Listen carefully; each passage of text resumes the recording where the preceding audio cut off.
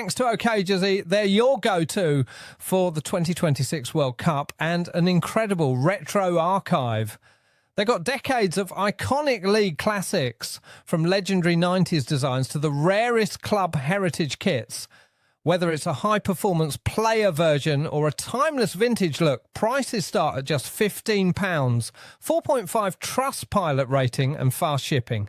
Use code Chris for 8% off and grab your piece of football history now. Tottenham away, ole, ole.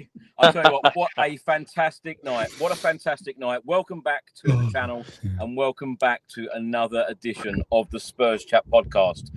Aston Villa 1, Tottenham Hotspur 2, and Tottenham have won back-to-back Premier League games for the first time since the opening two matches of this Premier League campaign.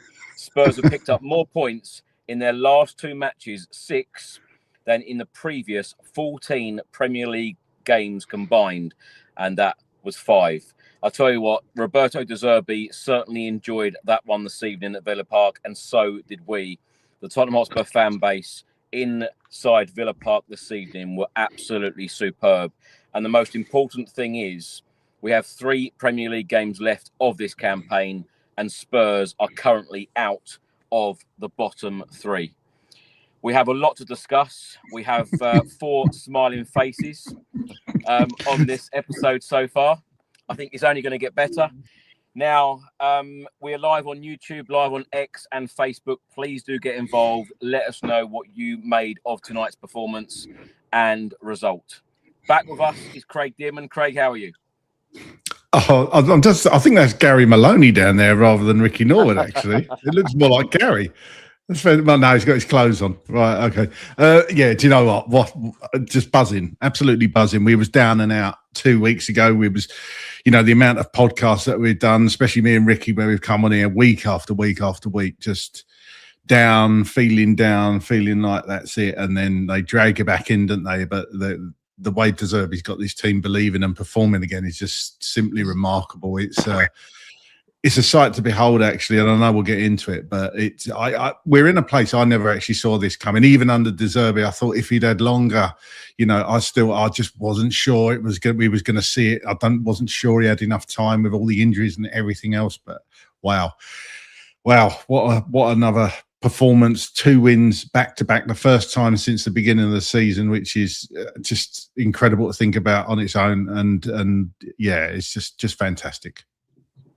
I think that is going to be the word of this evening, Craig. Wow. Because I tell you what, that was a wow moment this evening. I don't think a lot of people saw that coming. And of course, it has been the perfect weekend of West Ham United losing 3-0 away at Brentford on Saturday. And of course, Spurs getting the 3 points this evening at Aston Villa. Also back with us is Ricky Norwood. Rick, how are you? I am buzzing, bruv. I am absolutely buzzing, mate. 3 points. What a game. What a first half. I'm telling you now, bro. It's looking up. We've kicked down the door and we are ready to rumble, mate. Listen, I want to thank CJ for making this. She is absolutely awesome, bro. And I know, Chris, you've got one as well. She's got me in a little Tottenham tracksuit here. Oh, CJ, you are a diamond. Thank you. It's finally reached me. But more so, it's about Tottenham today, boys. And I can't wait to jump in with you, man. Always an honor and a pleasure being on with you, gents, and all of you beautiful people around the world. Let's get into it. 3 points on the board. Let's go. Like I said, 4 big smiling faces today. Also back with us is Gareth McGuinness, all the way from Ireland. Gareth, we'll get into the football in a minute, but how are you? It's just an all day at the office, Chris. No, What's come that? on, we've won, come on! I didn't understand what he said, to be honest. No. No, unbelievable feeling. Like the boys talked about, we went into the game feeling like, what if, could we win? But the fans, De Zerbi on the touchline, I think he almost felt like us as fans, the way he performed on the sideline, the emotions. So my emotion at the moment, Chris, I know we're going to the game, is just pure joy and pure hope, looking in the last 3 games that we can get out of this mess. Well, Tottenham are now 11-4 with Bet365 to be relegated, having been odds on just a couple of days ago. West Ham are 3-10 odds on. Can I just ask you all very quickly before I get into the match facts and stats, and we have a look at the Premier League table, because it is nice seeing Spurs out of the bottom 3. Craig, who is going down, West Ham or Tottenham? God, isn't it amazing though? I know you want a quick answer, but I'm just going to give you more of a Ricky Norwood answer here. It's just amazing how football just flips like that on one. It's not just the result; it's the performance, right? And then when you look at the games to come for even Forest, I said to you a few weeks ago, Chris Forest could get dragged back into this, and then I thought, oh wow, with that Man U result, and the result obviously again was a 5-0 against Sunderland, was it 5-1? They seem to be out of it, but now it's looking a bit different. We're 2 points behind. If they lose to Chelsea, same amount of games. So I think we should be asking the question, who's going to go down at 3? I don't think Forest are out of this yet, especially when you look at their fixtures. So all I'll say is, Chris, it's given me a serious amount of belief that we can get out of this now. It really, really, you know me, I don't get carried away, but I'm starting to. Well, I'm starting to get carried away. I've got to bring myself down, but I'm starting to believe in De Zerbi and what he's giving these players, this belief he's giving these players, because you look at the fixtures, West Ham, they've got Arsenal next, and then Newcastle away. And Newcastle picked up a good result this weekend as well. They're starting to play again. So for me, and this is all ifs, buts and maybes, but if we beat Leeds and West Ham get 1 point from Arsenal and Newcastle, we're up. And Chelsea and Everton game don't matter one jot because of our goal difference, you'd like to think anyway. So I'm getting a bit carried away. That's the reality. Come on, say it, Craig. We're going to stay up. Come on, say it. So Craig, give me an answer. Who is going down alongside Wolves and Burnley? I'm going to say Forest. I'm going to say Forest. Do you know what? Look at this for a stat. Premier League wins as Tottenham Hotspur manager since Christmas Day. Roberto De Zerbi, 2. Thomas Frank, 1. Igor Tudor, 0. Spurs have played 18 league matches in that period of time. And I tell you what, for those listening on audio platforms, we're 8 minutes in. We've seen more seconds of smiles from Craig Dearman than the whole time that Thomas Frank has been Tottenham Hotspur manager. That's what happens when you're getting a decent and a half manager, isn't it? Unfortunately, it's we could go over Thomas Frank, but let's not mention Thomas Frank tonight, eh? No, let's not go over it. Let's run over him. Do you know what I mean? Like, just very quickly before we get your thoughts on the game, who is going down alongside Burnley and Wolves? I'm with Craig. I was going to say Forest, bro. We're 2 points behind Forest, and it's for the same reasons. They've got some really tough games coming up. So for me, it's going to be Forest. But I would like it to be Forest. But for me, it's all about Tottenham. I don't care about any other team right now, bro. It's just all about Tottenham. And the fact that we are making ourselves known and turning up and looking to play football and looking to do all of the good things, it puts it in our hands. And that's all I care about. I haven't watched nobody else's games. I'm just strictly Tottenham, blue and lily white, my friends. Tottenham till I die, and that's all I can focus on. Just a very quick comment here from Roberto De Zerbi after the game, talking about Conor Gallagher, who was excellent, but every single player tonight was excellent. I know we're going to get into it. I'm just going to get carried away here. De Zerbi said Gallagher, when he plays well, we play with 12 players. He is an amazing player. Of course, he scored his first goal in the Tottenham Hotspur shirt this evening. Gareth, it's great to see you smiling as well, because we haven't seen you smile for a long time.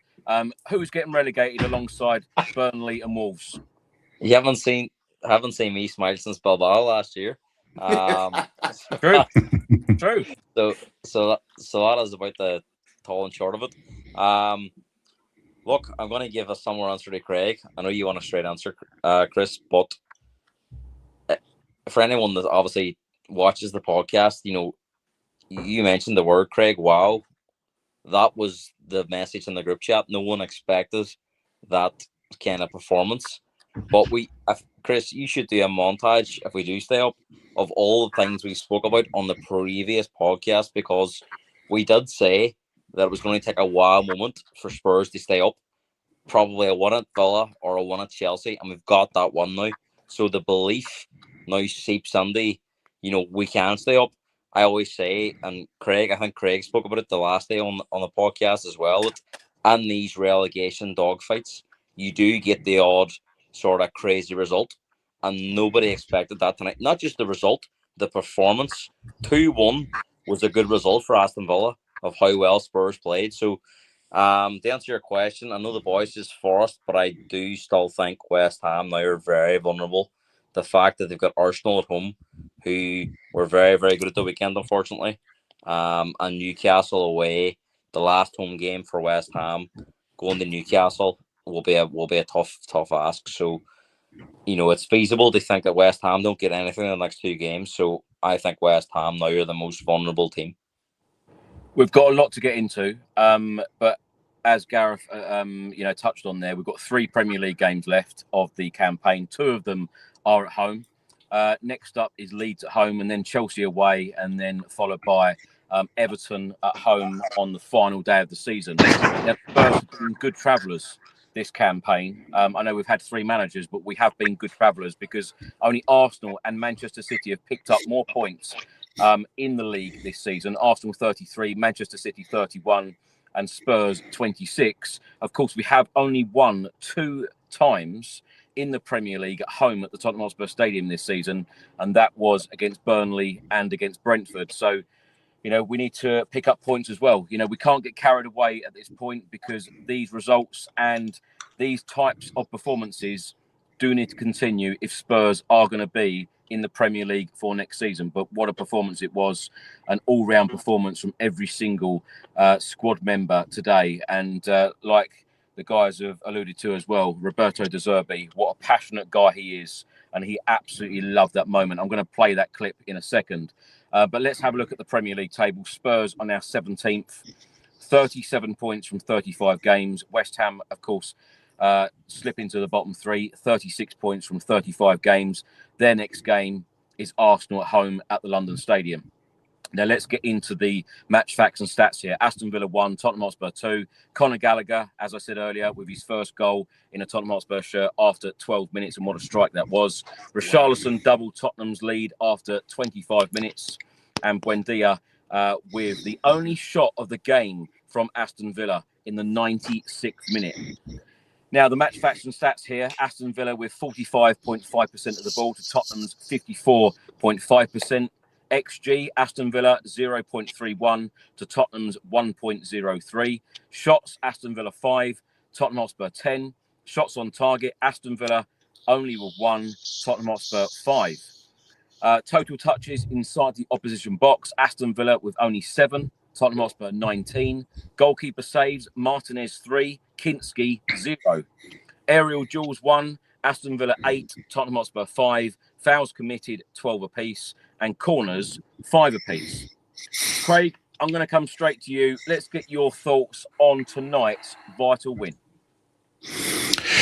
Well, as we said, wow, it was the best performance of the season, bar none. It was just incredible from the first minute to the last.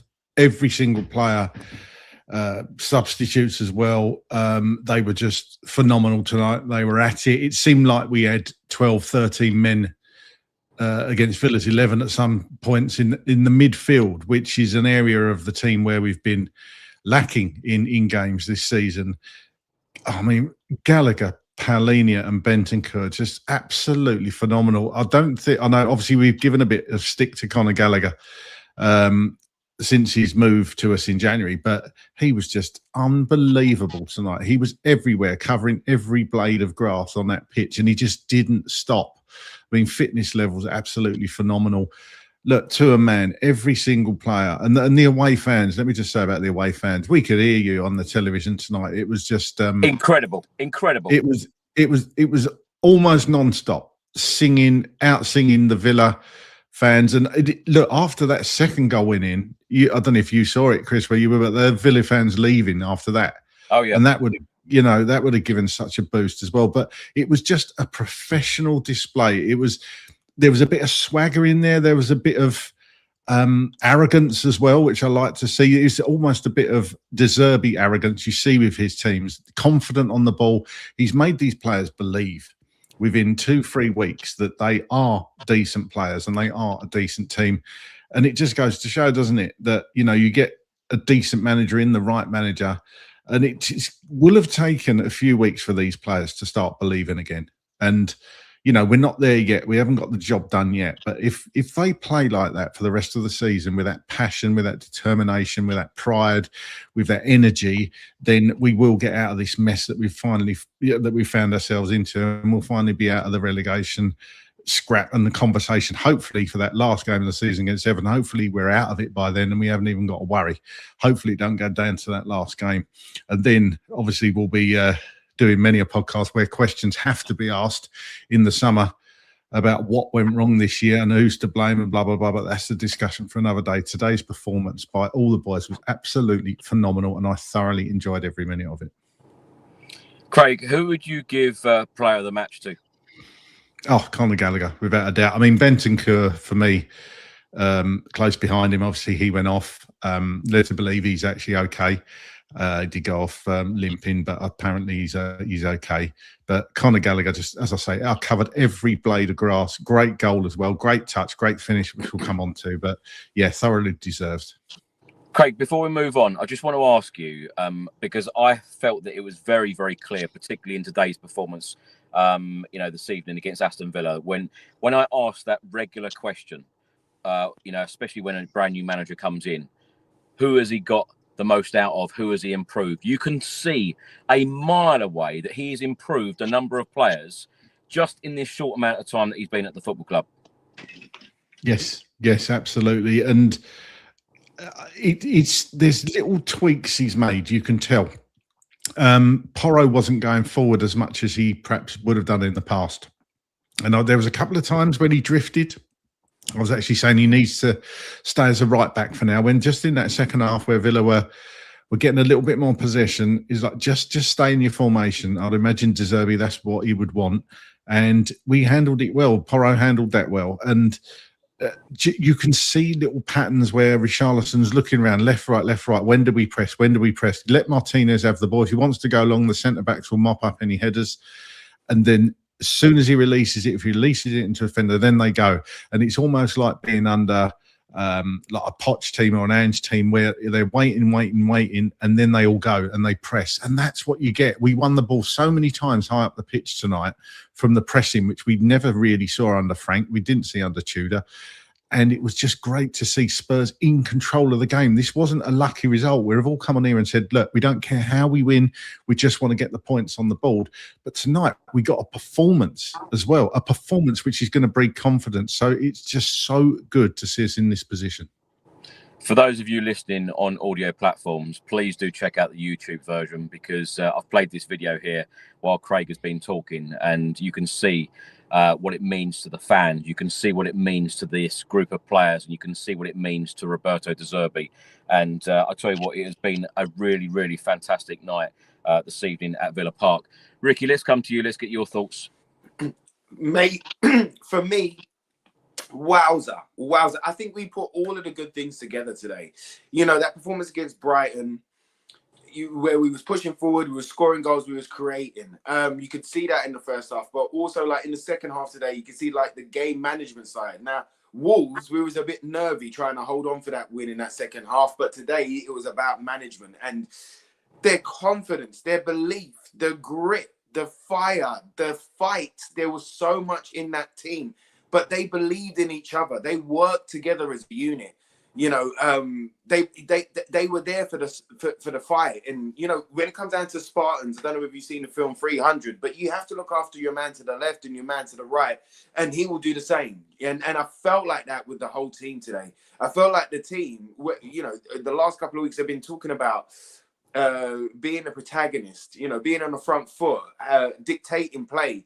They backed their chat today. They put it all together. And I think after getting that nervy win against Wolves, right, we deserved the win against Brighton. We didn't get it. We conceded in the last seconds there. All right, we made it 2-2. Okay, fine.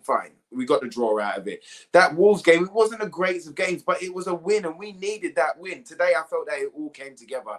I felt that, like I was saying last week about the proof of concept, and from Brighton, there was a proof of concept. Last week, we got the win. We got over it. We got over it ugly.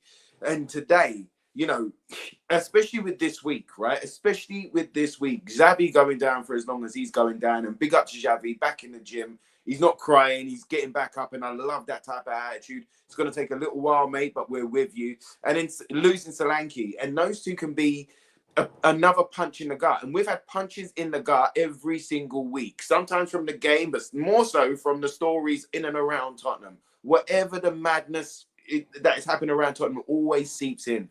So we had those two punches in the gut after a win. But you know what? I love what De Zerbi was doing. I love the pre-game presser where he's like, what are we doing? What are we going to do? Sit here and cry? Like, what do you want to do? You know, I love how he's talked up our players. I love how he said that it wasn't going to be a miracle if we beat Villa, that these players do have quality. They, you know, it's almost like they've forgotten themselves, but like De Zerbi has reminded them who they are and made them believe in not only themselves, but in each other and the way that we can play as a team. It wasn't about individuals today. It was about a team unit from top to bottom. And the biggest compliment or example, I could say, of De Zerbi's work, you look at that midfield, right? Paulinho, Bentancur, under Frank, how many times was we on this pod saying that is a problem? Today, I thought Paulinho was everywhere. Another contender for man of the match. His passion, his passion, his fight, his desire, bro. I love him to bits, you know. I really, really do, man. He's got it. He's got it. Then Bentancur, the metronome that he is, knowing how to dictate space, pace, you know, knowing when to release it. But then Conor Gallagher, my goodness, bro. We've all said it, right? We don't know why we got him. No, there's been no Tottenham fan that's been able to say the reason why we brought Gallagher in. But under De Zerbi, what night and day.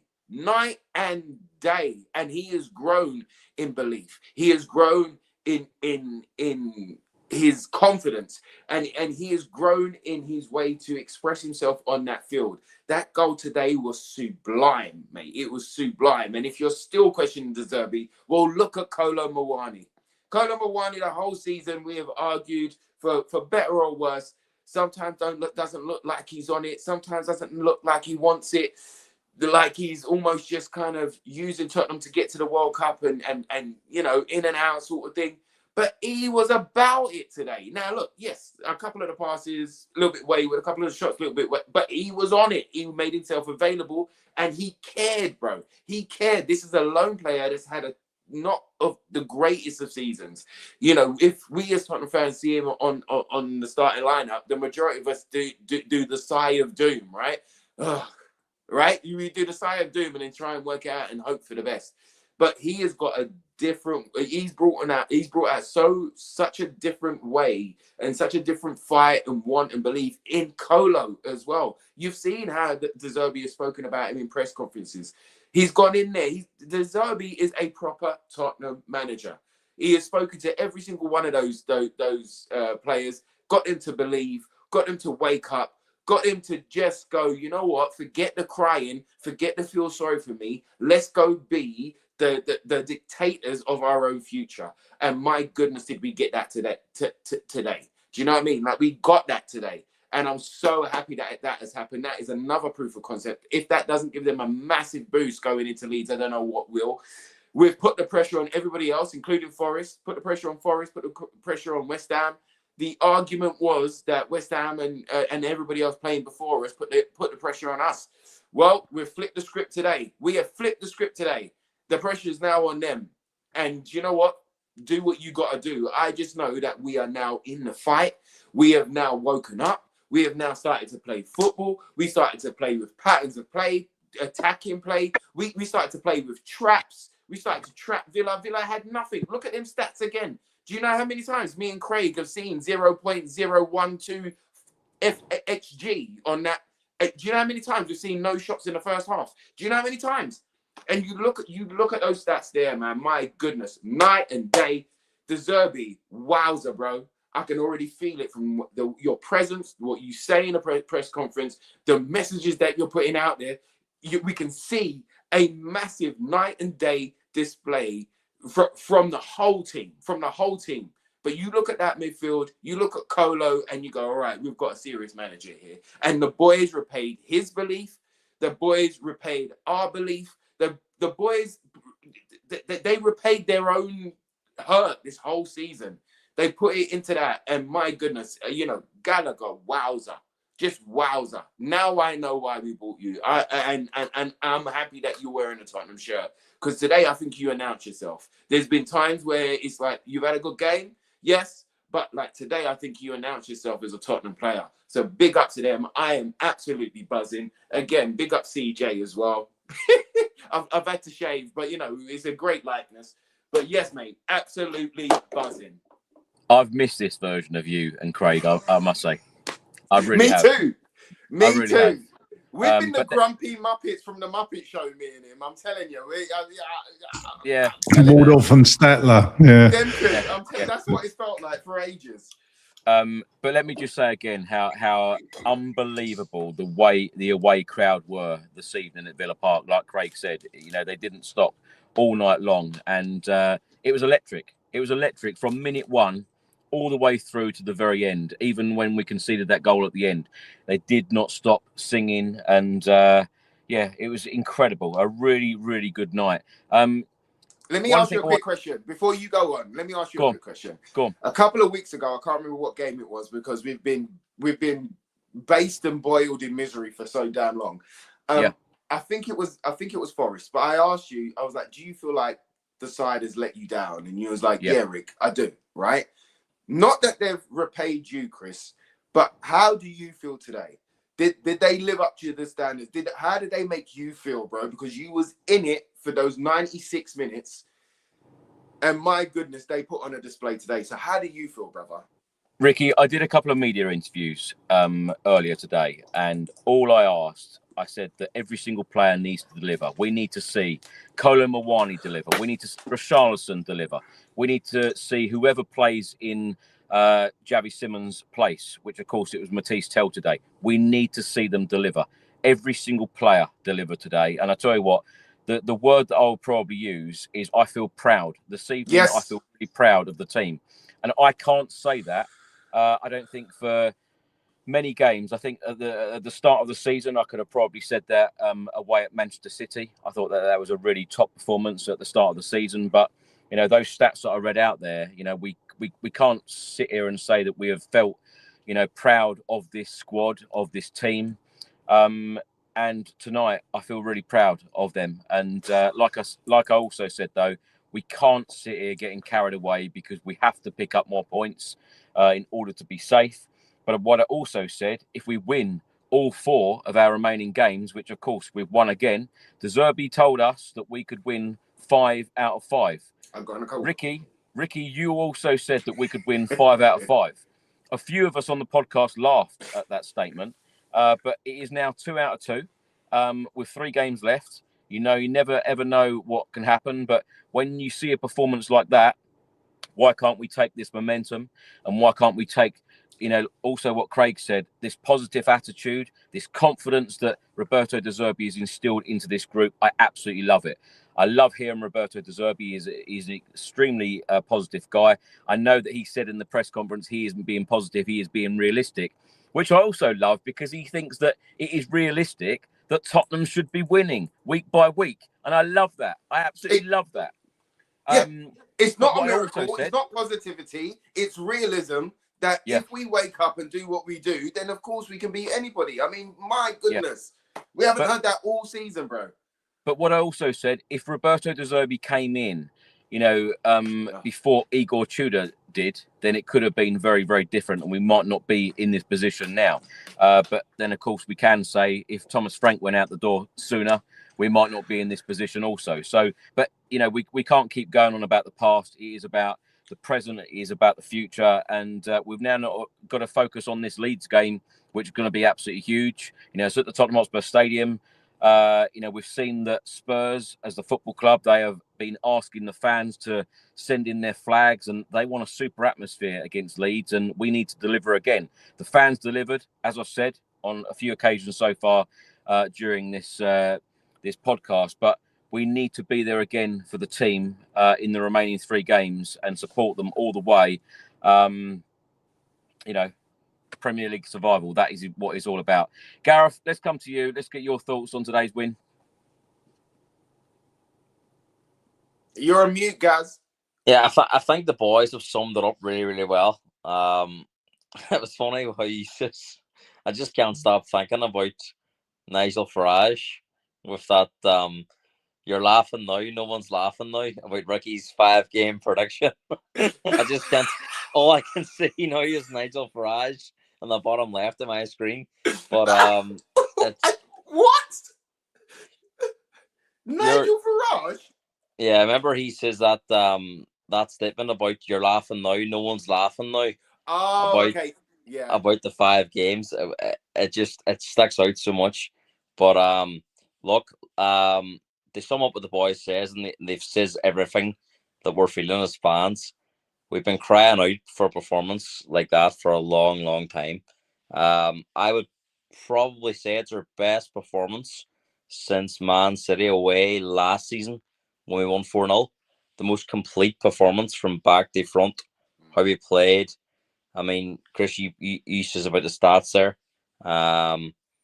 It was dominance from start to finish, really. I know Aston Villa had a little bit of a spell towards the end of the game, but for 75 minutes, it was all Spurs. They controlled the game, start to finish. I was kind of feeling like after half time, the first 5-10 minutes would be crucial. Villa come out of the traps second half and got an early goal, be a real test of character. But it was almost as if the first half didn't really finish. And the second half just kind of carried on the way the first half finished. So, look, a really complete performance. You have to give massive credit to the manager. He's come under a really difficult situation. And like the boy says, he's just embraced it. He's not really made any excuses about players being unavailable or the lack of form, the lack of morale from the group. He's kind of just embraced the situation and thought, 5-1s, 6-1s, whatever we need, we'll get them. And the boys mentioned previous managers there, and Thomas Frank being one of them. But even 2-0 up today, Chris, I don't know if you've seen this, but we were 2-0 up, 25-30 minutes in the game, and he was throwing the ball back to the players, almost as if a sign to say, do not be wasting time or slowing the game down. Let's just speed up, keep up the intensity. No negative thoughts, no negative of let's calm it down. He wanted to keep the same intensity in the game and, keep trying to control.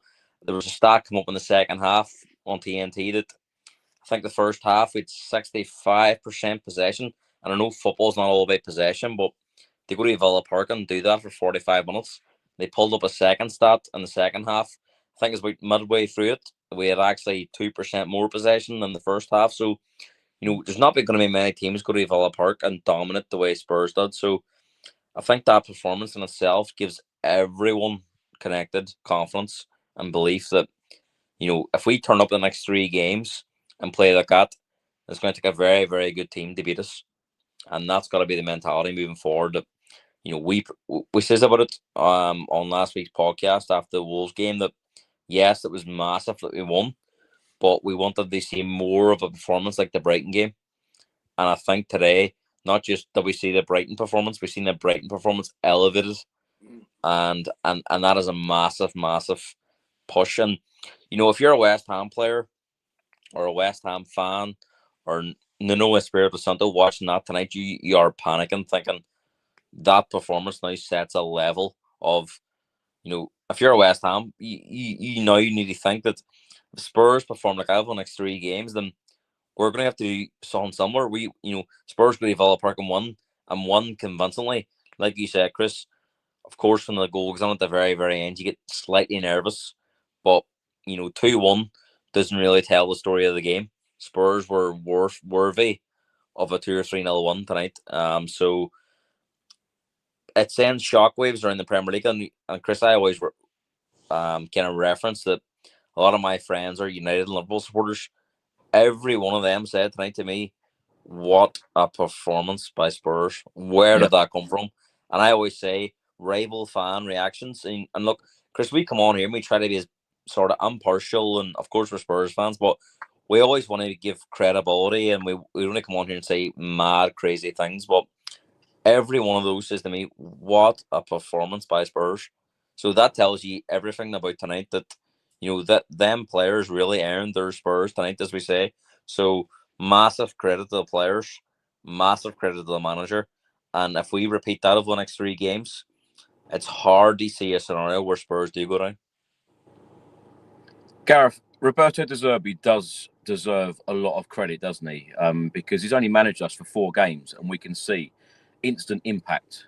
He has been a major difference. And I say that because when Igor Tudor came in and we had those results and performances the way that they were, he only picked up 1 point, and that was away at Liverpool. And Igor Tudor come in and basically said in the first couple of press conferences that, the attack wasn't very good. The midfielders wasn't very good. In defence, it wasn't very good. And, there are lots of situations at the football club that aren't very good. Roberto De Zerbi has come out and said to all of us fans, he's come out and said to the media, he's come out and said to his players that they've got to believe that we are going to be a Premier League team next season. Now, the last time I can think of a manager telling the fans and telling the players that he was going to do something, he did. And that was Ange.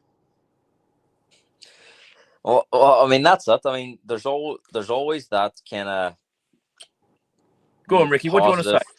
Well, I think you're being a bit out of order there, Chris, because Frank said the same. He said we'd lose games, and we did. Yeah. So you got to give it to Frank too. Do you know what I mean? No, absolutely not. I'm not having that. I'm deleting that bit out. I think it's a very good point that Ricky mentioned, because no, it's not. There was times that Frank told us that things were doing. So I always say to you, Chris, and I say it in every podcast that I'm on, what a manager says and what a player says pre-game, I don't really take much notice of. I judge what I see on the pitch, because it's very easy to say, and let's be honest, a lot of these coaches, players, they've media coaches, the people that predict questions that are going to come up. So I judge what I see on the pitch, and what I seen tonight was a team fighting for their lives. Yeah, I seen play. There was an incident in the second half where Polina charged 20 yards to the halfway line and won a corner at the other end of the pitch. That is the kind of mentality and attitude that you want to see. So I always judge what I see on the pitch.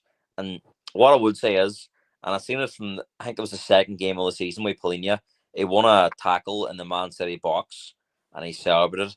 I haven't seen Polina celebrate like that all season. There was a tackle in the second half where he won the ball and he celebrated. Pedro Porro was celebrating tackles. And look, people might say it's cringe or it's over the top, but that is what you want to see. That a lot of them players tonight were almost feeling like us fans. They understood what it meant to us to go out there and put on a performance. And as I says, for weeks and weeks and weeks, it's such a shame that it's got to this point that we're relying on work rate, quality. But for all the injuries that we've had, we've produced a lot of quality tonight. Chris, you mentioned about the manager. From the very first minute of the game, what did Kinski do when he got the ball? He put his foot in the ball and he drew out the attacking players, Aston Villa. He waited and he waited. That was a common tactic of De Zerbi at Brighton. They try to draw the press on and then they try and play around it. The high press from the forwards. And look, we've been very critical of a lot of players tonight. Yes, a manager can help, but for all of De Zerbi's tactics, what he has done for them players is he's given belief. Yeah. He's instilled a really hard-working mentality. I think he says a few weeks ago, anyone that's willing to lie down will be sent straight home. Nobody is going to come under this attitude of we're down or it's going to be tough. And like Ricky says about Thomas Frank, Thomas Frank gave a lot of positive PR in terms of how he wanted the team to play, and we never seen any evidence of it on the pitch. Roberto De Zerbi has backed up every comment he's made, and that is the difference, and that is why the fans will rally around. If Thomas Frank had been in charge tonight, and I don't even mention previous managers, and Spurs had a nicked a 2-1 and were very fortunate, there would have been a very different feeling amongst the fans at the game. The fans were singing from, as soon as Spurs got on the front foot, which was from the very first minute. That has been lacking for a long time. And the away fans, the home fans, people keep saying about, the home 2-1s at home all season. If Spurs go and turn up like that in the first 10 minutes next week, the Tottenham Hotspur Stadium will feel like a nightclub again. Because the fans, everyone criticizes the fans, but it's up to the players, the management, the team to get the fans on side. They're paying a lot of money to go and support the team. They're traveling a lot of miles around the country to go and support the team. If they show that same attitude, that same desire, and the quality, which, look, we understand, quality isn't always going to be there at times. Good players have bad days, but that heart and that desire is what the fans want to see. And I guarantee if Spurs turn up against Leeds in the first 5-10 minutes with that same intensity, that same attitude, it'll go back to that same Ange Postecoglou saying of the Tottenham Hotspur Stadium feeling like a nightclub, not a graveyard. Do you know what? You're talking about desire. I actually heard the song at Villa Park before the game, Freed from Desire. And I actually said to my son, Harry, that I haven't heard that song at the Tottenham Hotspur Stadium played for some time, because that is normally the nightclub song, Gareth, as you've just mentioned. And we haven't had the atmosphere. We keep hearing the Harry Styles song where, it's defeat after defeat, which is really quite annoying. Jamie says here, Igor Tudor was a firefighter who left his extinguisher at home. Roberto says, lovely name, by the way. Chris can't let Ange go. I just think that, I give credit where credit is due. Ange come out and said to us a number of times, I'm going to win in my second season. He did. So I just feel like that, the guy should be given credit. And he gave me one of the best nights of my life. And that parade. So incredible. So I'm always going to be very, very and forever grateful to Ange for producing that moment. Let's hear from Roberto De Zerbi now for the next 6 minutes. Here's his thoughts on tonight's win. Roberto, congratulations. Tell us how proud you are of that performance. No, surprise, no. Very pleased. I'm happy because when you work with young people and you can see the improvement, you can see they start to believe in themselves more and more, you are happy, no? If you are not old, but older than my players, because my work is like this. Yes, we can improve in the style of play, with the ball, without the ball. But the most important things for Tottenham, I think, has been to transfer the confidence, to believe in themselves. Because really I believe, really I like my players, really I think they have a different level than the fight for the relegation. Just it. You wanted a different mindset today, a different mentality. Did you see that today? Absolutely, absolutely. With high pressure, we showed, we are used to speaking about football, no high pressure, but what is high pressure? High pressure is organization, okay, but courage, but mentality, but spirit, but the right attitude to go to regain the ball and to go to score. And then with the ball, especially in the first half, we showed our qualities. Palinha and Betancourt in midfield were fantastic, like the central back to the control of the game. I'm really pleased for Colomoni and Matistel because they played a fantastic game. I'm pleased for the goal of Richarlison. Gallagher, when Gallagher plays this level of performance, we played in 12 players because you can find in everywhere on the pitch. Pedro Porro and Udoge, I think they have a first level in the world. So I'm very happy. Players look very calm out there. They look comfortable in possession. How pleasing was that for you? a lot, because I want to enjoy on the bench. I don't want to suffer always with the ball. Without the ball, I feel pain. We can improve for sure, but first of all, we can't forget what was the situation before Wolverhampton. This memory has to stay very clear in our head. It's not finished yet. Okay, we won 2 games in a row, but we can and we want win 4 games in a row.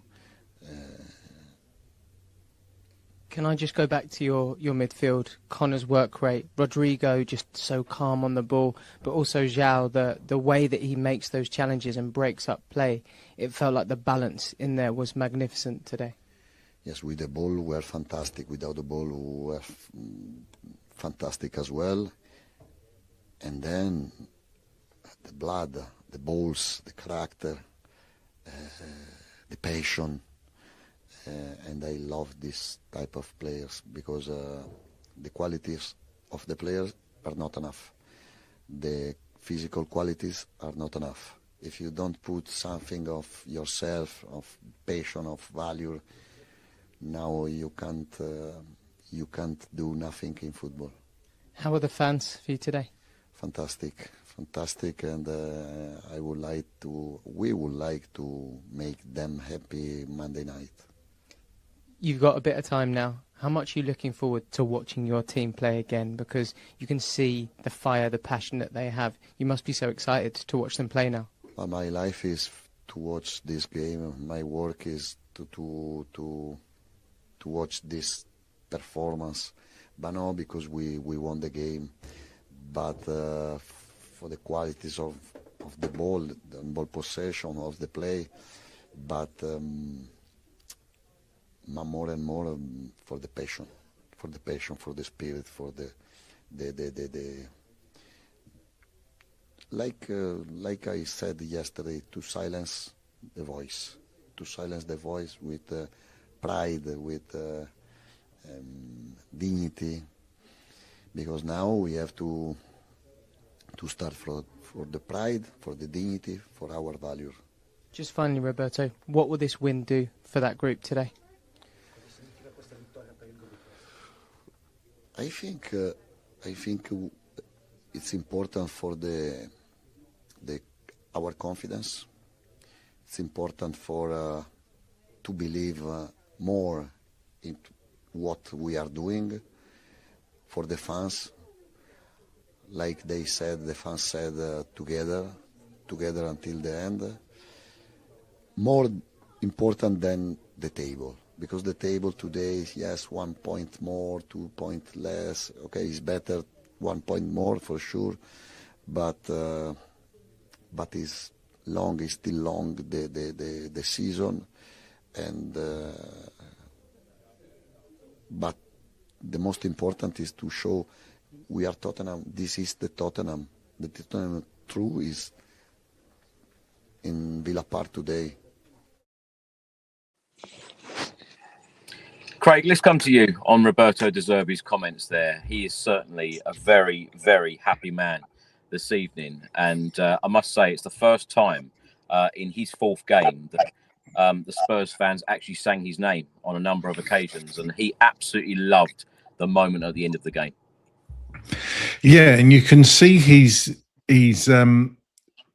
exudes the positivity, but he's not getting carried away. He's fully aware, he's not going to let this game. He knows full well that this game isn't going to keep us up. It's not like we won and that's it, we're 9 points clear. It's not that at all. He's very, what came across in that press conference to me, that he's keeping his feet firmly on the floor and he's letting the players celebrate the win, but back to work tomorrow, and there's still 3 games to go. So that's exactly what I want to see from our manager. You can't get carried away, because what would be the point of winning at Villa Park and then going and losing to Leeds? You've got to carry on. And that's what he's going to be telling the players. That's what he's going to be promoting. You say, look, you're brilliant so far. 3 more cup finals to go.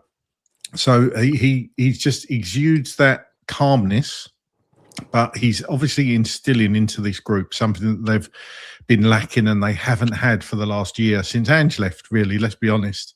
And he's making them believe. And I'm here for it. It's brilliant. Absolutely superb to see.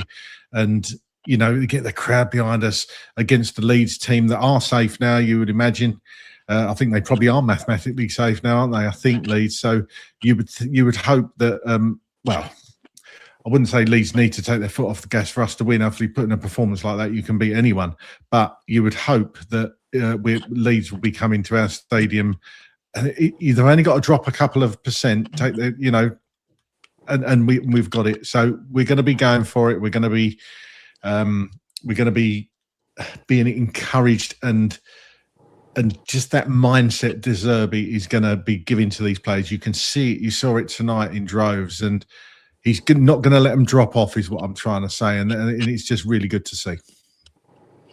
Ricky, before we get into the game itself, do you want to react to his comments? Again, mate, I just love the fact that he goes, let's remember how it was just before Wolves. You know, let's remember what that attitude was. Let's remember what that feeling was just then. We've only just got our head above water. So like Craig says, he's not getting carried away. He's instilling the confidence. He's instilling the belief.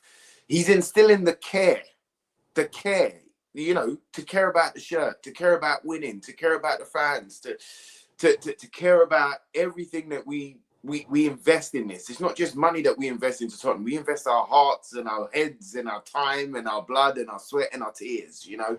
And he's doing all of those things, but at the same time going, listen, it's only 5 minutes ago that we was in dire straits. Do you know what I mean? We wasn't in a very pretty position. So let's not go backwards. Let's remember the good things. Let's remember the bad things that we were doing, but how to eradicate them and how to rectify them and how to build on good performances and how to build on good movements and results and everything that is positive about the play today. I love what he says. I love how he is such a Tottenham manager, mate. He is such a Tottenham manager. I love how he even spoke about Gallagher there being, you know, almost having 12 men on the pitch. Excellent, bro. Absolutely excellent. And like Gareth was saying there, you know, if he says something, he backs it on the pitch. You know, we had so many words and no actions, but we have the actions matching the words right now. And big up to De Zerbi, man. I'm just, my goodness. I'm just happy he's here now. And, you know, if we can continue this and get out of it, which we've put ourselves in a position to, bro, I think he could get manager of the season. My goodness, let me tell you. And against Leeds, it's not about Leeds. Yes, Leeds have been in good form, but it's about us. We have been a walkover and a doormat for so many teams for so long. Yep. Now after today's result, especially, we give other sides something to worry about. We give Leeds something to worry about. Look what Emery said in his press conference. Like you were saying there, Chris, he mentioned Tottenham a couple of times, right? And the reason that he said that is because they expected us to be an easy walkover. They expected all they have to do is want to score and they will score, or just get us to crumble. You know, that it was total opposite, mate. Total opposite. So we're here. We're going to go into it. It is all about us, not about Leeds next. And I am all behind the De Zerbi movement and the De Zerbi era. Gareth, just before I come to you, Emery in his post-match press conference said we were facing Tottenham with the circumstances. They played a fantastic game. They competed fantastically well. Gareth, do you want to give your opinion very quickly on Roberto De Zerbi? Because I don't know whether I should actually say this, but you know, there was part of me watching that game tonight, and I'm thinking, I'm excited for next season to see Spurs, you know, with Roberto De Zerbi, because the Roberto De Zerbi that we saw at Brighton, and we know, you know, in the situation we're in at the moment, we know that we're not going to see, or we thought we did, that we weren't going to see super entertaining football, and we have been starved of entertaining football this season under, you know, a few managers before De Zerbi. But is this like a bit of a glimpse of what we can see in the Premier League, hopefully next season? Look, Chris, as you know, I always reference my dad as a good point of Spurs knowledge. I mean, he's been supporting the club He was born in 1974. He's seen the good days, the bad days, and he said to me when De Zerbi was appointed that he thought if he kept Spurs up, that they would be a real force next year under him. I think we've obviously seen 4 games now. We've seen Sunderland, we've seen Brighton, we've seen Wolves, and we've seen Aston Villa. And I think 2 out of the 4 have been really strong performances in such a high pressure environment. But we've seen glimpses, like you mentioned, Chris, of what could be with maybe better players, and we have pre-season of, what can he get out of the current crop, plus add, quality in the summer. So I think we're seeing really, really good signs. It's very early days, but what I would say is to come under this situation, I think he's handled it. I mean, you think about high pressure environments. Yep. This is an absolute mastermind in what he's doing in terms of handling the pressure. He's not making any, of course he's getting on the side of, I think we can win all 5 games. But even after you watch his press conference there, you watch his interview after the game, he's very happy with the result. He's very animated on the sideline, of course, during the game. But he's kind of like very much, well, there's another game next week, and we go on day Monday night, and we think about Monday night. And I think he's just handled the situation really, really well. So I think you see this kind of animated, sort of hell for leather character from minute 1 to minute 95, 96, 97, however long the game goes on. But I think off camera, you see this really balanced, well thought out, reserved character. So look, at the moment, it looks really, really good. I mean, if you ask me, and I know Nuno's doing a really good job at West Ham, who would you rather be in a boxing fight with? You wouldn't want to be up against Roberto De Zerbi, would you? Because he just strikes fear. So look, I think at the moment we've got every right to be positive and every right to feel like, it's very much like Ricky said, the flip of the pressure has switched to West Ham now. Forget about, if West Ham pull off a great result against Arsenal on Sunday, fair play to them. But if it goes with what's expected and Arsenal won that game, Leeds pretty much is a cup final for us, Chris. We beat Leeds, we go 4 points clear, better goal difference.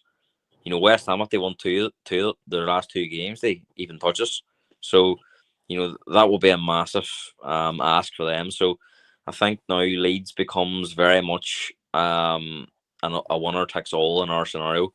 I don't see a scenario now that I think if we beat Leeds, we stay up. I think it'll be very, very difficult for West Ham to match our points tally if we do beat West Ham, or if we do beat Leeds. So, look, really, really good night for the football club. Of course, yesterday was a good boost in terms of Brentford beating West Ham. But you look at the league table there, at this stage of the season, with 3 games to go, our goal difference is worth a point. So the West Ham, that 37 really becomes 38. If we were to go and beat Leeds, as West Ham would have to win their last 2 games if they lose the Arsenal to catch that. Now, look, as me and Craig and Darren last week and Ricky spoke about, you get some crazy results this time of the year.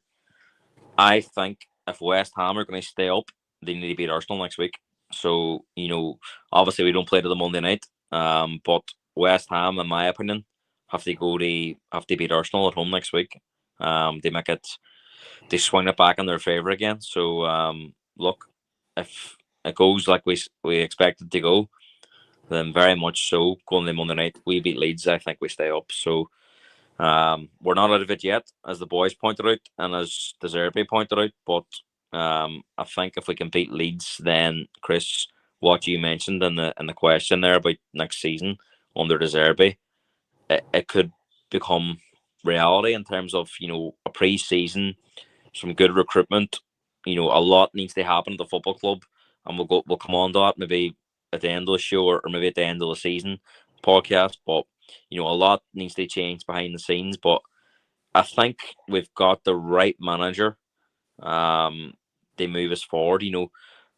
We've been critical of previous managers, Chris, and look, I know yourself and Craig and me and Ricky have took a lot of flack at times for supporting Ange Postecoglou, but I thought Ange came on at a really difficult time, and we went through Conte and Jose and Nuno, and although Conte and Jose were top class, world class managers at times, and he never really got that sort of Spurs connection with them, in my opinion. Now I know everyone's different, but I never really felt part of something under Ange. It kind of felt like that. But I think the difference between Ange and De Zerbi, or an Ange and a Pochettino, is I think De Zerbi's shown over different leagues, different circumstances. He's very adaptable. He can work in tough situations, whereas I think Ange needs, I think if Ange went and managed Ajax tomorrow, he'd probably won the league by Christmas, because they play swashbuckling football, very limited opposition, like he did at Celtic. I think he's the perfect man in the right situation, but I think De Zerbi's very, very good at adapting, and I kind of get a feeling this might be the best tactical and modern day manager we've had since Ange Postecoglou, since Mauricio Pochettino. Conte and Jose, in my opinion, their best days were probably behind them in terms of the modern day moving on, and football changes all the time. There's no doubt at one point them two were up there in terms of the best managers, but by the time they were at Spurs, I think there was probably better managers performing elsewhere. Whereas I think we're getting De Zerbi possibly at the peak of his powers. He's learned from his experiences at Brighton, at Marseille, and like you said, Chris, it could be a really exciting future. Of course, we have to look at the next few weeks, and staying up is going to be crucial. But you're probably going to be asking that question in the summer again if we do stay up. Is this manager going to be backed? But if he does stay up and keeps his team up, then I mean, where would the evidence be not to back this manager? Because a lot of us thought when he came on, it would be too late. But all of a sudden now, like you said, you done the odds there, Chris, before the podcast, in terms of who's the more likely to go down. All of a sudden now, people are thinking Spurs going down now looks a long shot because of how they performed today. And all of it, like Craig said, and Ricky, it's an absolute pressure switch in terms of West Ham going to training tomorrow.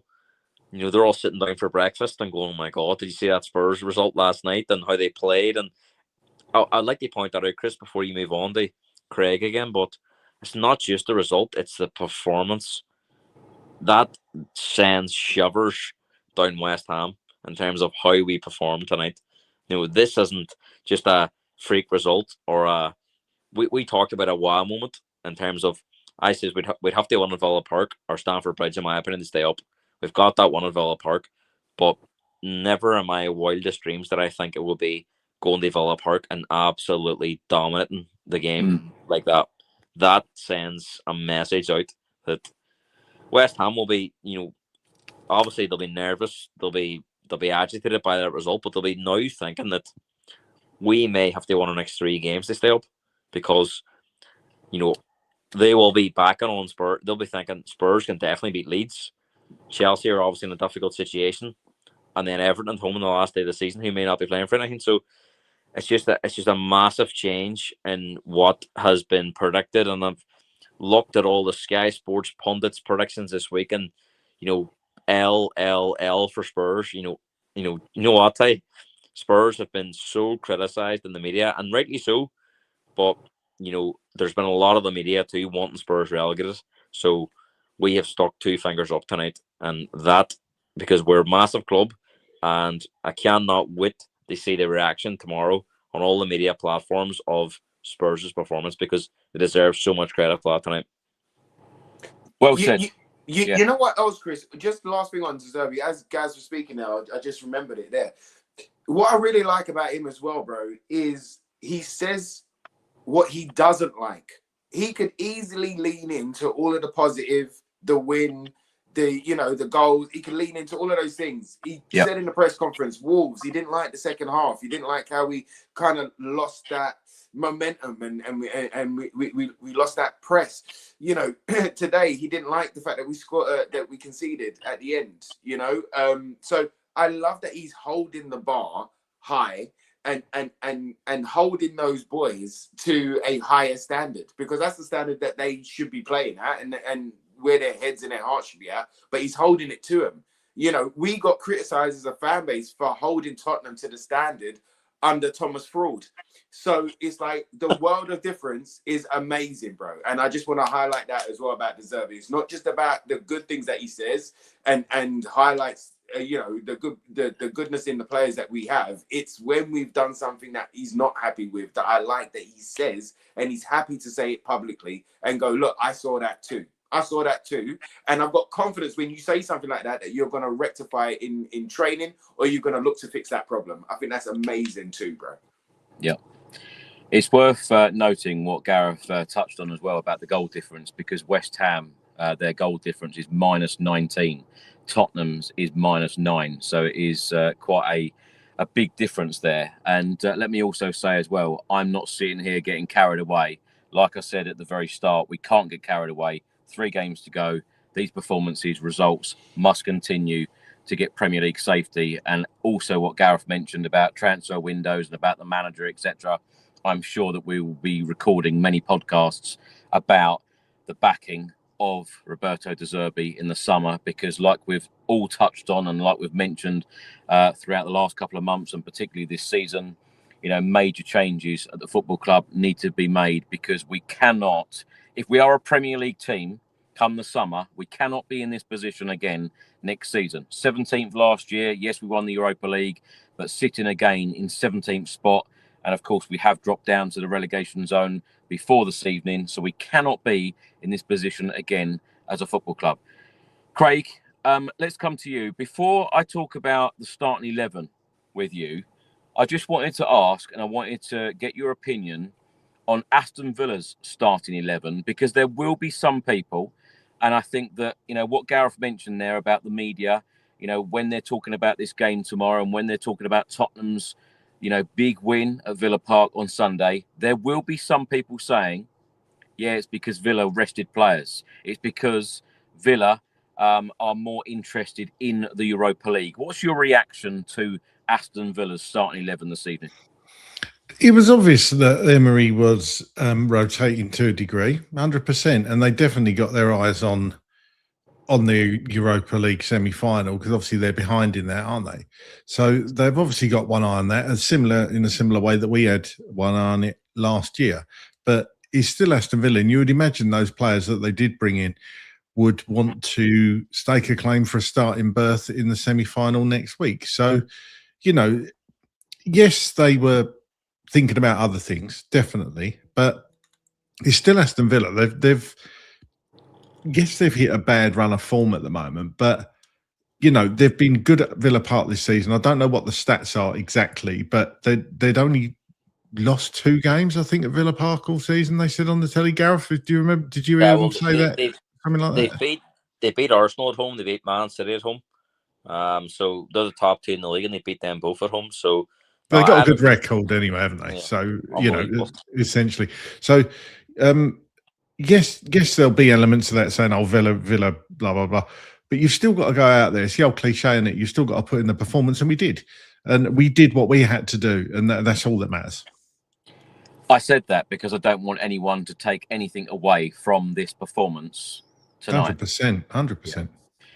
Right, Craig, let's stay with you. Let's talk about our starting 11 this evening. Kinski in goal, Pedro Porro, Danso, Van de Ven, Udogie, Polinia, Bentancur, Mawani, Gallagher, Tell and Richarlison. And subs this evening, Austin, Bergvall, Basuma, Dragusin, Gray, Madison, Sarr, Spence and Sosa. What did you make of the starting 11 today? I know in previous weeks, I think all of us have been critical of Cowlin Mawani. Of course, before this game, Roberto De Zerbi said that I need to take Cowlin Mawani for breakfast, lunch and dinner all week. I think he certainly worked magic with him, because I thought he had a really impressive game today. But you could say that about, you know, all the players today. Even Kinski in goal, I thought his footwork was great tonight. Yeah, there were. Look, Cowlin Mawani had a couple of Cowlin Mawani moments definitely during the game, but it was probably I would say one of his better performances for Spurs. Yeah. He's fast, isn't he? And he did go past the Aston Villa defenders with ease, actually. And it's just a shame there wasn't no end product. I'd like to think that with Cowlin Moani, there's going to be a moment. He's going to have a moment in these last 3 games where he, let's say, scores a goal. He scores one at Chelsea, and they probably put a statue up of him outside the stadium if he gets the winner against Chelsea. Let's face it, but yeah, he's got to have a moment. You can see that what Roberto De Zerbi's doing with Moani. He's trying to give him a bit of confidence, and it did shine through today. As for the starting 11. It wasn't a massive surprise. No massive surprises for me. The Palhinha-Bentancur partnership and Sting Gallagher in there as well seems to really be reaping rewards, actually. And let's face it, there is not loads of options there. Yeah, you got Archie Gray and Lucas Bergvall or Pat Matasar as well, and Bissouma, of course. But they're not really going to be first choice when those 3 are there, you would think, for the rest of the season. So the side you could almost predict what De Zerbi's going to pick. I don't know whether Vicario. I haven't heard if Vicario is actually fit. He was back in training, wasn't he? But obviously not on the bench. So I would hope that Kinski personally stays in goal for the rest of the season, because I thought his footwork was outstanding again today. Yep. Hasn't had any drop in confidence. I think the starting lineup was pretty much what we expected. Yeah, full credit to Anthony Kinski, particularly after that episode at Atletico Madrid. I think a lot of people would have written his career off at that point, and I think he's shown great strength and character to come back and perform the way he has, and particularly, like Craig mentioned, the confidence with his footwork this evening, I thought was great. Ricky, just very quickly on this starting 11 before we get into the first goal. When you look at that starting 11, there was a moment from each player. You could pick out a moment from each player in that game. How many times could we have said that this season? Because Roberto De Zerbi, as we've mentioned and as we've praised a lot during this podcast this evening, but he seems to have got the best out of these players from every player that featured today. Absolutely, 100%. I agree with you there, Craig.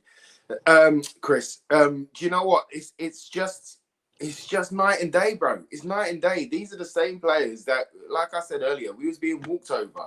We gave West Ham their first win and got them on their path to possibly survival. We've done the same at Fulham and Palace. Like we've given away. We've been a doormat for so long, and it's been the same group of players. And to see them turn up and play like Tottenham and to play football, my goodness, bro. My goodness, again. It's just it's such a relief to see that starting 11 go out there and give the performance that they gave. Yeah. Like Craig was saying there wasn't too many surprises there, but the surprise came in the level of performance, the level of reaction, the level of attention to detail to go in there, execute a plan, and come out victorious. My goodness, bro, absolutely night and day. I know some people might think that it's a bit biased because this is a Spurs podcast, but all of the match instants that I'm about to read out, they don't feature many Aston Villa moments because, like I mentioned on the stats earlier, they only had one shot on target, and that was the goal in the 96th minute. But Ricky, let's stay with you. After 2 minutes, Richarlison had a shot deflected wide, and then let's go straight in on the first goal of the game and Oof. Gallagher's first goal in a Tottenham Hotspur shirt. What a hit! What a hit. What a touch, bro. What a touch. Firstly, we've scored from a long throw in. Hang on, Rick. I was thinking that. Did we, though? Because it was like a second phase. So, I mean, I'll take it. Yeah, I wouldn't count it either. Yeah, but those long throws have done nothing for us all season. At least this had a reaction where it bounced, and then it dropped to Gallagher. At least something positive happened from a long throw in. So I'll take that, bro. And but yeah, it was his first touch. The way that he just killed the ball out of the air, just dropped it dead, and then the hit on it into that bottom corner. It's what we wanted to see, man. It's what we've wanted to see. And when we signed him, we just, we didn't see any of those things. We saw some a bit of work rate, but the whole team was in dire straits, bro. We was all over the place. We was ragged, but with a structure, with the team playing, because today it was really important that, yes, high press, but we high press as a team, that we block off Aston Villa's escape routes. When they're under pressure, we were hunting their escape routes. And that's what made us pick up balls and create chances, especially in that first half.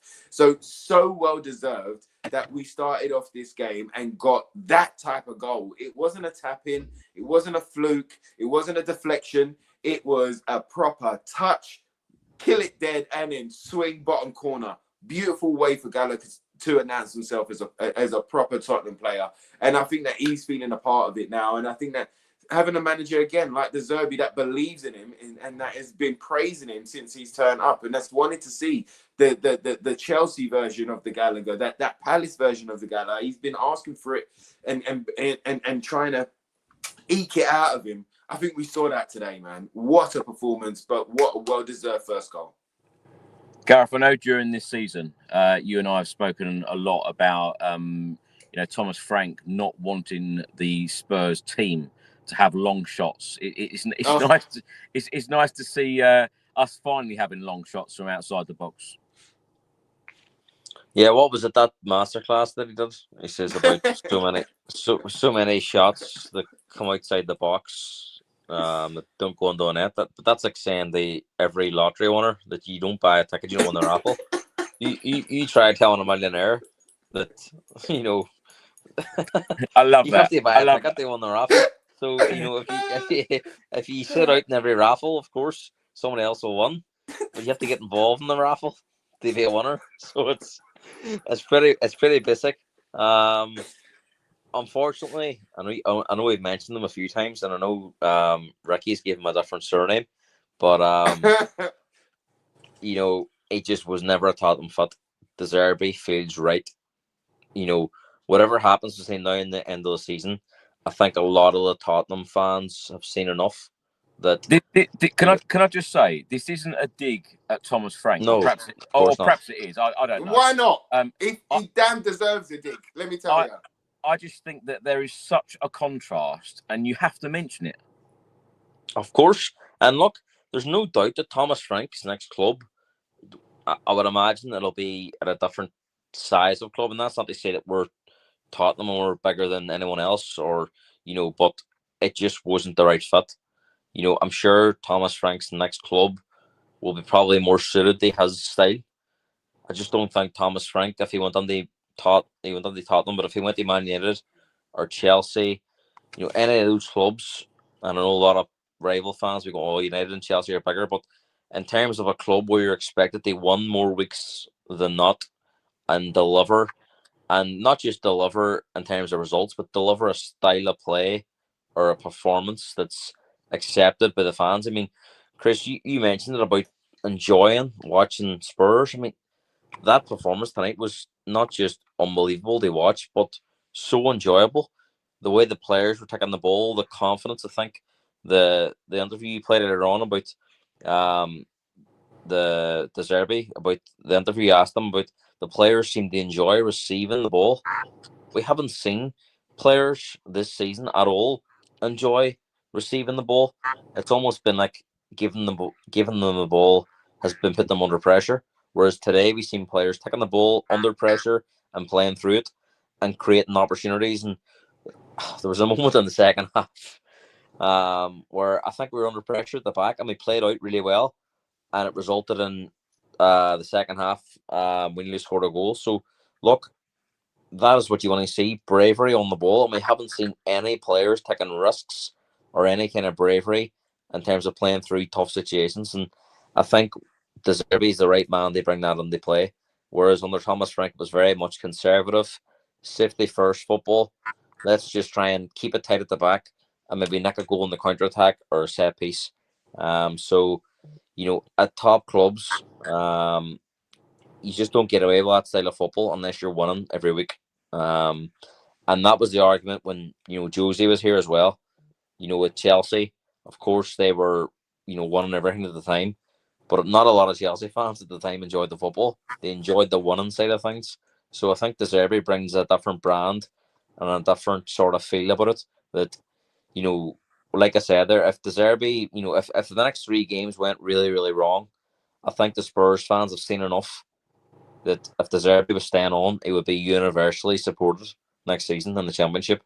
And that is the difference. It's not sometimes just about the result. And of course, we're in a very, very difficult situation at the moment where results are very, very key. But there has to be that element of, even when you don't win, you can see signs, you can see an identity, you can see a direction, you know. And we didn't see any of that under Thomas Frank, or I know Tudor was only in for a short period of time. We didn't see any of that under him either. Whereas under De Zerbi, you know, we've only won 2 out of the 4 games, but the attitude is totally different. You know, there was fans going into tonight thinking that we could get a result at Aston Villa, whereas 4 weeks ago, people would have just put an L beside Aston Villa and got no chance, absolutely no chance. And I keep mentioning it, but the result was important, but the performance was even bigger in terms of belief and the mentality. And yeah, you know, I know Jamie O'Hara's been saying a lot of things, but I mean, even he says this week Spurs were back, and it almost feels that that's the type of performance that makes you feel that they could be back, in terms of that was what's expected at a top football club like Spurs, not just winning, but winning in the style of football that the fans are backing, and that the fans believe that going on the Monday night against Leeds, that we can follow that up. It's not just a one-off fluke result. If we play the cat next week, we can go and do it again. And belief and confidence is kind of back amongst the players, the fans, everyone united with the football club. And De Zerbi, you know, whatever people say about him in terms of, you know, he can be diverse, he can be, you know, difficult at times, but you cannot argue with what he has shown in Spurs, and under extreme pressure, extreme circumstances, he has produced the goods. You know, like Ricky says, we've seen a lot of comments from a lot of managers, but can you back it up on the pitch? It's not just been backed up, it's been taken to a new level in terms of, we don't just deliver, we deliver on a different level in terms of what you expected. You know, yeah, you had asked any Spurs fan, you know, if we're going to win this game tonight again at Aston Villa, it's going to be difficult, it's going to be tough. It was only really difficult in the last few minutes, because we were kind of in that, we lost a lot of players in terms of banter went off. He was a massive, massive player for us since he's come back from injury. But we made a lot of subs, a lot of different changes. But, you know, up until that point, 75, 80 minutes, it was complete domination.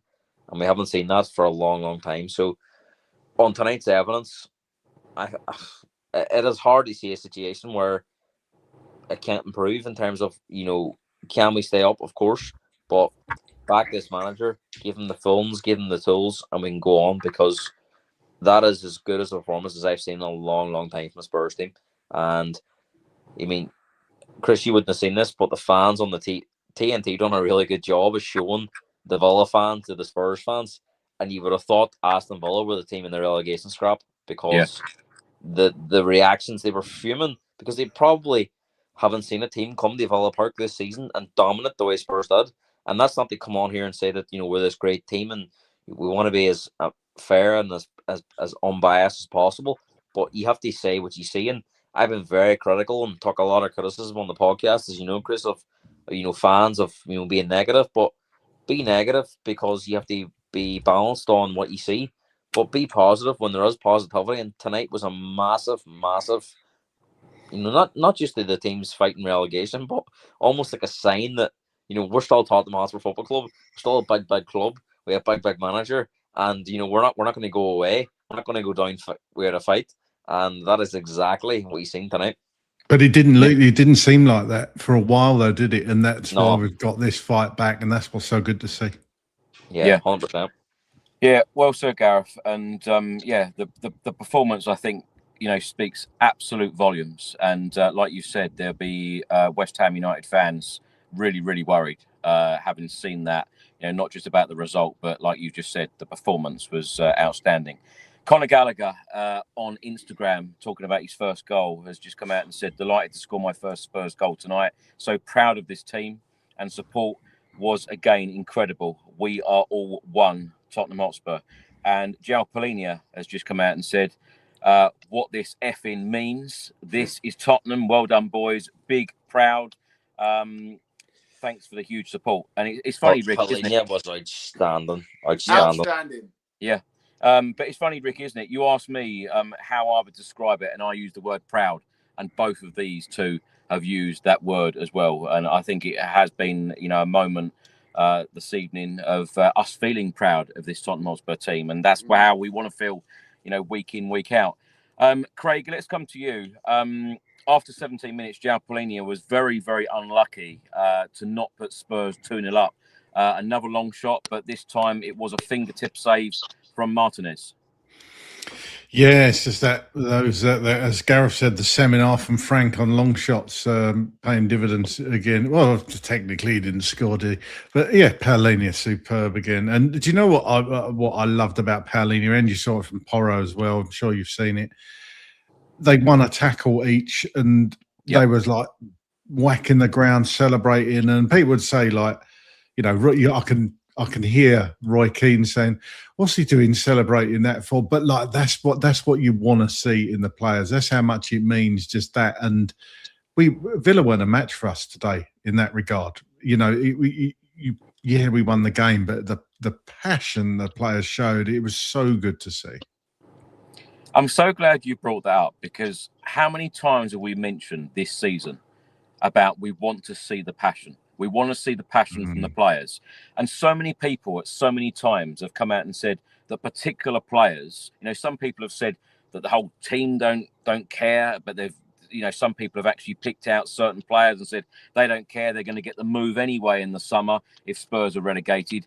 But we've seen that passion tonight, Craig, and we've seen that passion since De Zerbi has come in.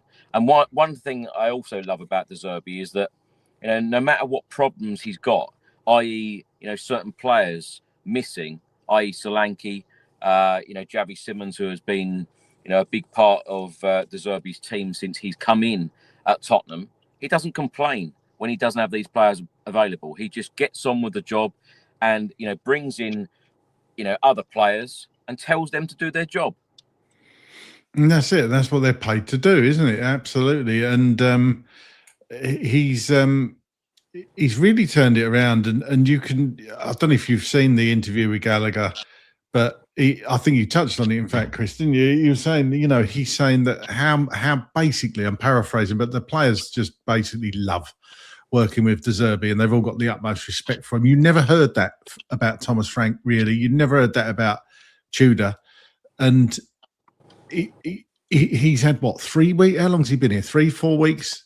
And he's already got that from the players. And but most importantly, if we do stay in the Premier League, we're all saying about these players that are going to leave. It seems to me like the players might even be thinking, look, I want to play for this manager. Yeah, it's a crap season, but we could keep hold of our best players and the ones we want to keep hold of. You almost saw a change in Mickey van der Ven this evening, and over the last couple of games, he's looked at 6s and 7s like he's not, doesn't know where he's supposed to be, what he's doing. He was composed, he was calm. He went forward a couple of times, but then got back quickly. It just seemed like he knew what he was doing. He was given clear instructions. All of the players, as Gareth said, like, it didn't seem like they know what they was doing for large periods of time under Thomas Frank and certainly Tudor, and what was expected of them. And now you can see tonight they all know what their jobs were. That's the most important thing, and they did it to the letter. Craig, that's a very good point that you made, because we obviously played Man United in the Europa League final last year, and you kind of thought that obviously the two teams were struggling very much, but United finished 15th in the league last year, the third now. Without European football next year, we have a good pre-season, the right recruitment. Spurs only have 1 game a week if they stay up in terms of Premier League football, apart from the League Cup and the FA Cup, which obviously you only play a few games every now and then. So, he is the perfect manager in terms of pre-season, getting ready for 1 game a week. So it's not to say that Spurs can't have a super jump in terms of, obviously if they finish 17th, 16th, there's no reason they can't be fighting for top 6 and onwards next year as well. I think so, and you're right. Yeah, we again a little bit off topic, talking about perhaps players that are coming in over the summer, and we're not getting ahead of ourselves. But it could be a catalyst, couldn't it? It could be a catalyst because the club, they're going to have a long, hard look at this either way, whether we stay up or if we don't. Obviously, there'll be an inquest into this. And in my opinion, the likes of Langer has got to go, Vinay as well. And the board, well, let's face it, Enoch need to sell, I think, for us to move forward because I'm not convinced that we're going to go big in the summer. But this is a warning shot across the bows. It could actually be a direct hit. Yet we're not getting carried away. But if we stay up, that's a massive warning shot across the bows. We simply cannot be in this position ever again if we stay up. 100%. And if you look at United or the evidence that you can make a serious jump within one summer window from 15th to 3rd, so it is possible. Yeah. Obviously, we're not going to get carried away, but. It's not to say that with the right recruitment, we can't be a competitive team again next year. Ricky, let's come to you. After 24 minutes, Tell crossed in from the left-hand side. Cowlin was on the end of it. Goalkeeper saved. In the same minute, Kevin Danso had a shot which was blocked. And then a minute later, Tell to Richarlison, 2-0, and we were all buzzing. What did you make of this goal? Because how many times have we said Richarlison helped Everton a few years ago out of this relegation fight? And we all knew if we were going to get out of this, Richarlison had to play his part, and he did tonight. Yeah, he did. He was up for it as well. Again, another good shift from Tell. I know Tell gets his critics, but he's only just turned 21, and you can see the effort and desire that he does put in. And I think under De Zerbi, I think we're going to see better, higher level, and more positive performances from Tell. What a ball by him, by the way. And Richie done what we needed Richie to do, which was jump at the right time and just nod it downwards, bro. And he got it in. And it wasn't against the run of play. We totally deserved that second goal for the way that we were playing. Like you said there, the Cowlin shot, the Dans, we were pushing all over the pitch. and it wasn't a push of desperation. It was a push of confidence. It was a push of, let's go make this happen. It was a push of belief. Again, and how many times have we said belief today? So absolutely well deserved. Beautiful goal by Richie. Well done to him. We've needed to see this relegation Richie unlocked, and hopefully this is the beginning of that. Can I just jump in on Richarlison, Chris, before you move on? He's had a fair bit of stick, obviously, and through me on this channel. But I've said from when we got ourselves in this crappy situation that Richarlison is one of the people that I want leading the line in the team. I don't know if anybody actually noticed after he'd scored tonight, and there was moments during the game when the camera zoomed in on him, in his eyes. Conte talks about the fire. I want to see the fire in the eyes, right? And you could see that. You could see that in Richarlison tonight. You could see it. You could see it in all the players, but especially in Richarlison. He knows what it means. Look, he's not the most talented centre forward on the planet, 100%. But do I want him? Would I want him with me on the battlefield, standing next to me? Yes, 100%. In this situation, he knows what it takes. And if Richarlison, one goes in off his backside, whatever it is, stick the ball in the box. Richarlison will get a header in and score you a goal. So he could be the one that saves us again. He could be a club. He could be a club legend if he somehow keeps us up. He was on it that first half, wasn't he, Craig? He was. You could tell that he was, like you say, he had that fire, he had that determination. He went in there, and like us, it was just well deserved. Yeah, just well deserved, bro. I was we needed it. We needed that second goal at that time, and thank goodness it came. Yeah. And Richie was the one that put it away. Let's keep that rolling. He's gonna love that as well. Richie's gonna love that. He's gonna feed off of that for the next couple of weeks as well. So fingers crossed, we keep building on these positive performances. You've had a positive night when Craig Dearman is doing impressions and accents. Craig, come on, give it to us again. What the Conte?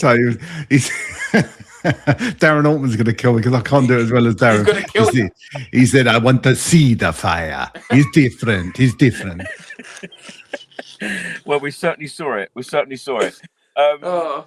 Ricky, let's come to you. On 36 minutes, Cowlin Mawani shot over the bar from 20 yards.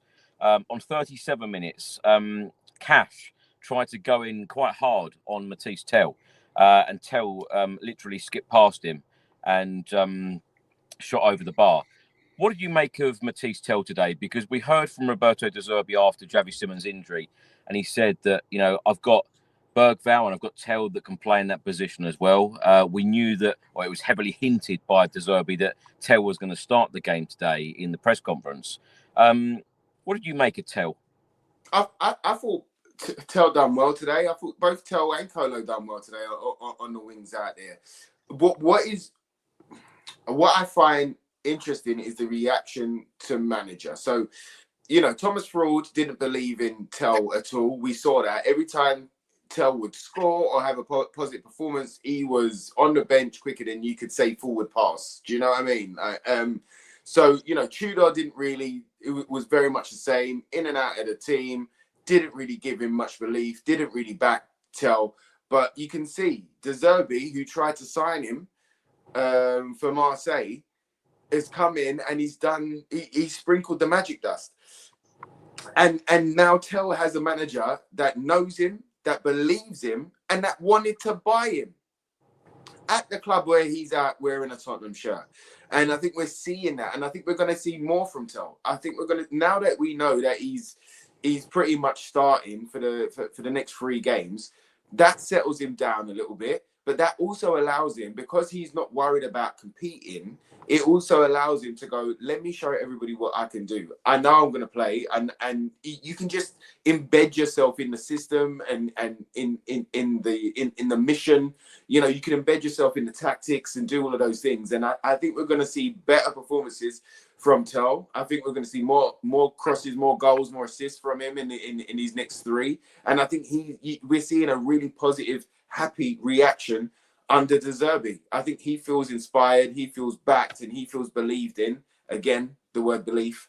And it's just great to see, because again, Tell is a young player. Like I said, he just turned 21, and he's had a really difficult time of it. Came in at a difficult time in that January window under Ange, when we was decimated. Didn't have any real game time at Bayern before that. Came in, started, had to get up to speed with the Premier League and how we play and playing within the whole madness. Do you know what I mean? Of the situation that we was in under Ange, and then Frank drops him from the Champions League squad. There was a lot of things were going on with Tell, but to see his resurgence and to see that he has always been the one under most of the managers, that every time he's come in, he's tried something. I've seen something from him. When, today was a team performance. We haven't had team performances a lot of the time for this season.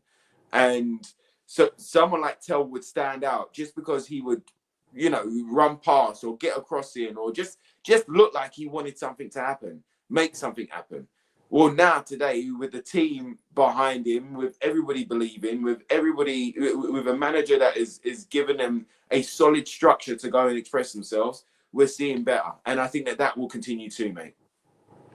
Gareth, I'm going to come to you now about Kolo Muani, because just before the halftime break in the 42nd minute, really good work from Kolo Muani to Destiny Udogie, and then it ended up to Matisse Tell, who shot over the bar.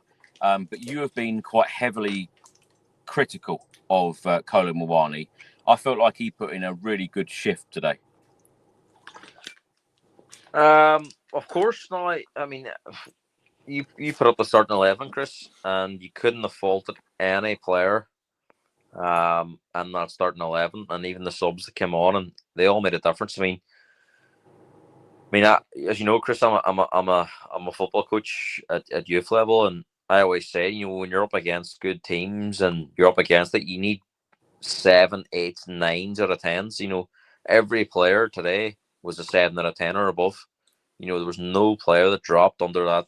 I know we'll do the player writtens in a while, but I'll be shocked if anyone's under 70. Because I really thought that everyone put in a really, really good performance. And look, Chris, that'll not happen every week in terms of, they always say a sign of good teams when you're not playing well and you pick up results. I mean, everyone today was at it, and that's why you've seen that all-round performance. I know Ricky and Craig have spoken about him before tonight in terms of, sometimes when you're not at your best, you just have to give a wee bit more and you have to work hard. And it might have been Craig that says he was surprised to see how quick he was in terms of going past defenders. And look, I think with Miani, it's not worked out in terms of the move, but we've really seen that. We haven't seen enough of that. And like the way this bursting past players tonight, where's that been for the last 3-4 months? So look, he done well, and I think there's a few cool Manny moments, like Craig pointed out.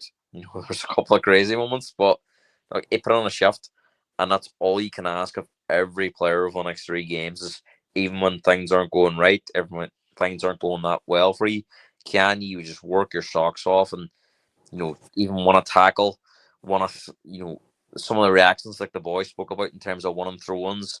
It was almost like we're celebrating goals. You need that buy-in from everybody, and De Zerbi's got that buy-in. A lot of Tottenham fans were concerned about the amount of injuries, and you think about last week, and even under De Zerbi, one of the better players has been Xavi Simons injured. All the media focus this week was who's going to score a goal for Spurs, how are they going to get out of this. 2 of their better players, Solanke and Xavi Simons, injured now. There's your answer. Complete buy-in from every player. And you can speak about quality and you can speak about how we're going to play, but what you cannot have in any team at this level is players coasting or players not working hard. If you've got every player giving their absolute maximum in terms of effort and quality, that's all you can ask for. And if you have that maximum quality and effort from every player, you've got half a chance on the pitch. Yes, quality comes into it, and hard work can only take you so far. But if you've got that maximum effort and quality, then you get a chance. And I've been watching. I'm sure Craig's been watching. I've been watching a lot of the snooker on the World Championships at the moment. Mark Allen from Ireland, of course. Oh God, yeah. I was going to say that. Yeah. Do you know, Gareth? Let me just stop you there. Before we went live and before you came on in the green room, Craig was actually doing your accent as well. Talking, he said that you'd be talking about the snooker, and you've done exactly that. Well, that's honestly, he's Northern Irish, isn't he? Like you say, but But it just goes to show, Gareth, that the pressure, even on elite sportsmen, and people say snooker players aren't elite sportsmen, they are because of the mental toughness, right? But he had a chance of being in the World Championship final, missed a black off the spot one he gets 100 times out of 100 normally. And it just goes to show that our players didn't collapse today. They could have crumpled under the pressure. Hold on. Why are you not speaking in Irish? Hey, people have a hard enough time understanding me in English, never mind Irish. No, Craig, I meant, not you. But you know what, guys? You know what? Like, as a coach, bro, let me just ask you this question. You might have players on the field, right? And you might have those that don't believe or that are coasting and stuff like that. But what difference does it make? Have you seen personally, when you believe in a player on the field, have you seen it personally where you see like an elevation in performance, a rise in desire or anything like that? Like, because it feels like De Zerbi is, I don't know what he's put in the soup, mate, but it's working. Players at every level of football need motivation. Doesn't matter if it's youth players, from playing for fun, or amateur players playing on a Saturday because they've been injured in the past and they're just looking to play with their mates or a bit of crack, or professionals. You can talk about the money, but I've seen players turn up at amateur level, right? And then sometimes a manager can bring people together, and so as much as we do criticize players for hard work should be a given, but that extra motivation from a manager can make a massive difference, whether it be, as I says, youth level, semi-pro, amateur, or professional level. So you have to give De Zerbi credit for that. In terms of the snooker reference with Mark Allen missing that black last night, Craig made a great point about pressure, but also as well that the gods of sport, in terms of the football or the snooker, they never forgive you for crazy mistakes or that lack of effort. And Spurs' performance tonight, I do think, yes, we've got a massive game against Leeds on Monday, but a lot of, when you see a stipping result in terms of teams winning leagues or relegation teams that stay up, that was the day that it turned. You would like to think that Villa Park was the night it turned for Spurs in terms of Spurs are staying up. I do think if you asked a lot of rival fans now in terms of whatever ever club they supported, that of course it could change next week if we don't beat Leeds. But I think if you asked the general football fan now who's going to go down, Spurs, West Ham, or Forest, I think a lot of fans would not have Spurs in that conversation because they would look at that result tonight and go, like we said about the performance, but that was the night it turned for Tottenham.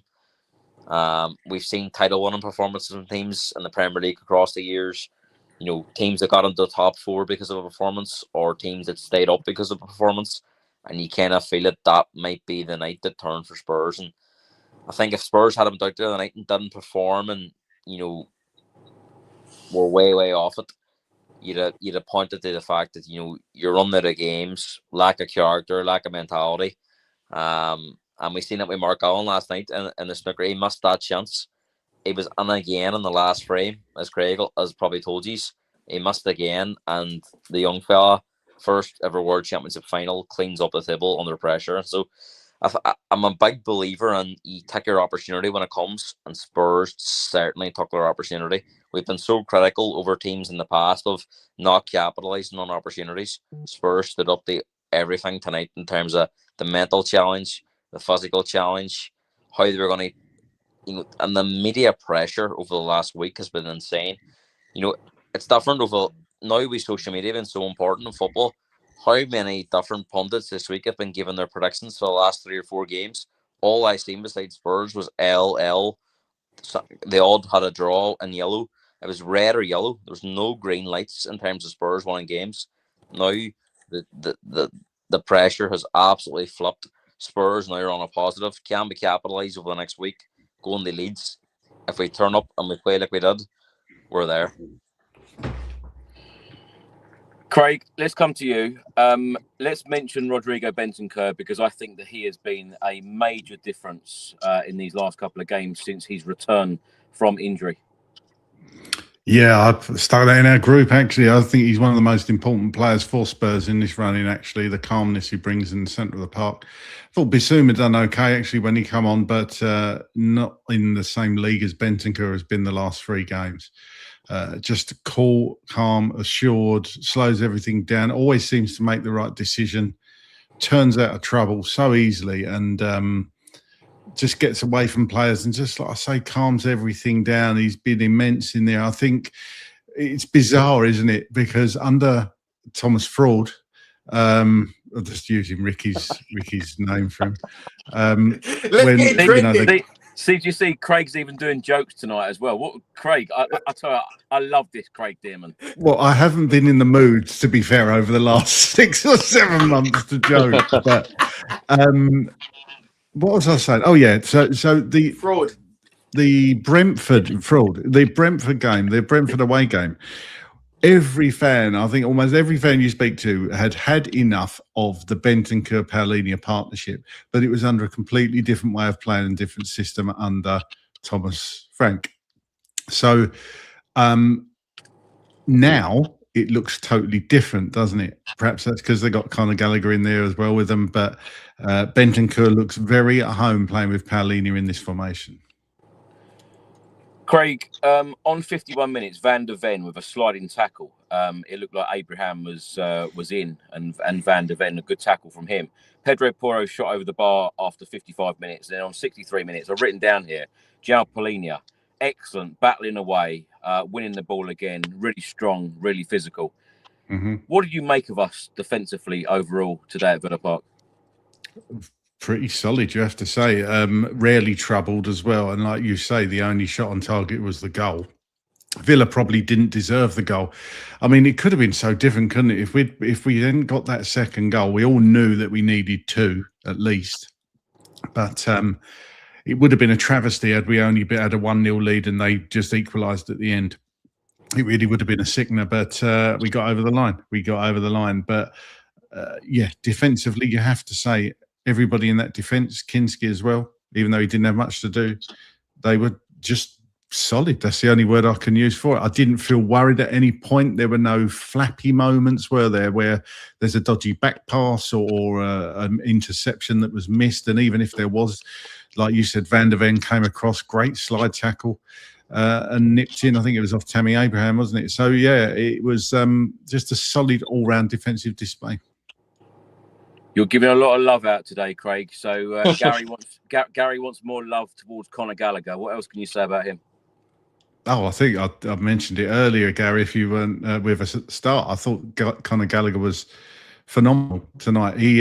My granddad used to say that in the 1966 World Cup final, and he'd kill me if he were alive, to say there was a player in that team, Nobby Stiles. Of course it was, Nobby Stiles. He used the expression covered every blade of grass in that World Cup final.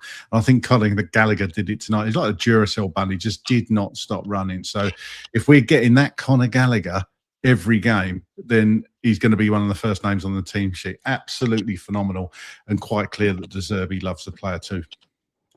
Ricky, I don't know how much of this they showed on TV, if at all, but I was upper tier at Villa Park and the fans lower tier. I got a great view of this. Now, Cowlin was subbed off and he was going to take the long route across the pitch. Richarlison told him, no, you go off that way. And then Cowlin walked past the Tottenham Hotspur fans in the lower tier, high-fiving the fans, enjoying absolutely every second and minute of it. And I tell you, it was a lovely moment, and we haven't seen a number of moments like this season because of the type of season that we've had. A wonderful moment. Did you see that on TV? Yeah, they showed it. They showed it, bro. And you, like I say, the thing that shows is care, right? Like De Zerbi has taken him for breakfast, lunch, and dinner. You know, it installed him with the wake up and shake up that he's needed.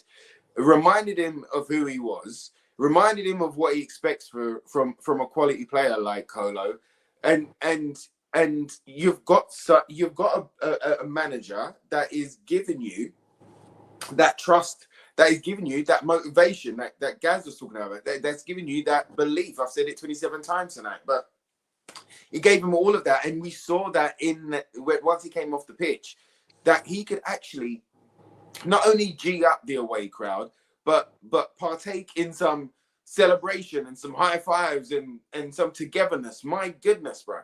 There's been many a times that we haven't seen that from many a player. But, you know, Colo, there's been so many times where you look at his face and he doesn't look like, for want of a better description, he doesn't look like he cares. But today he looked like he really cared, not only about the performance, but about his own performance, but about giving something, but about showing something, you know, and being a part of a team. He cared about it. He cared about the shirt today. And that is what I take from that celebration, him coming off. Special moment, beautiful moment. And like Craig said earlier there, fingers crossed he gets his moment. He gets his couple of goals. Fingers crossed it is against Chelsea, because that would be hilarious. It would be hilarious if Colo was the one that won us the game against Chelsea. My goodness, you know, because we've given him pelters, let alone the rest of the league has given him pelters. So, no, fantastic for him, man. Fantastic for him. More fantastic for us as a collective. Today was proper team unity, togetherness. You know, we was one.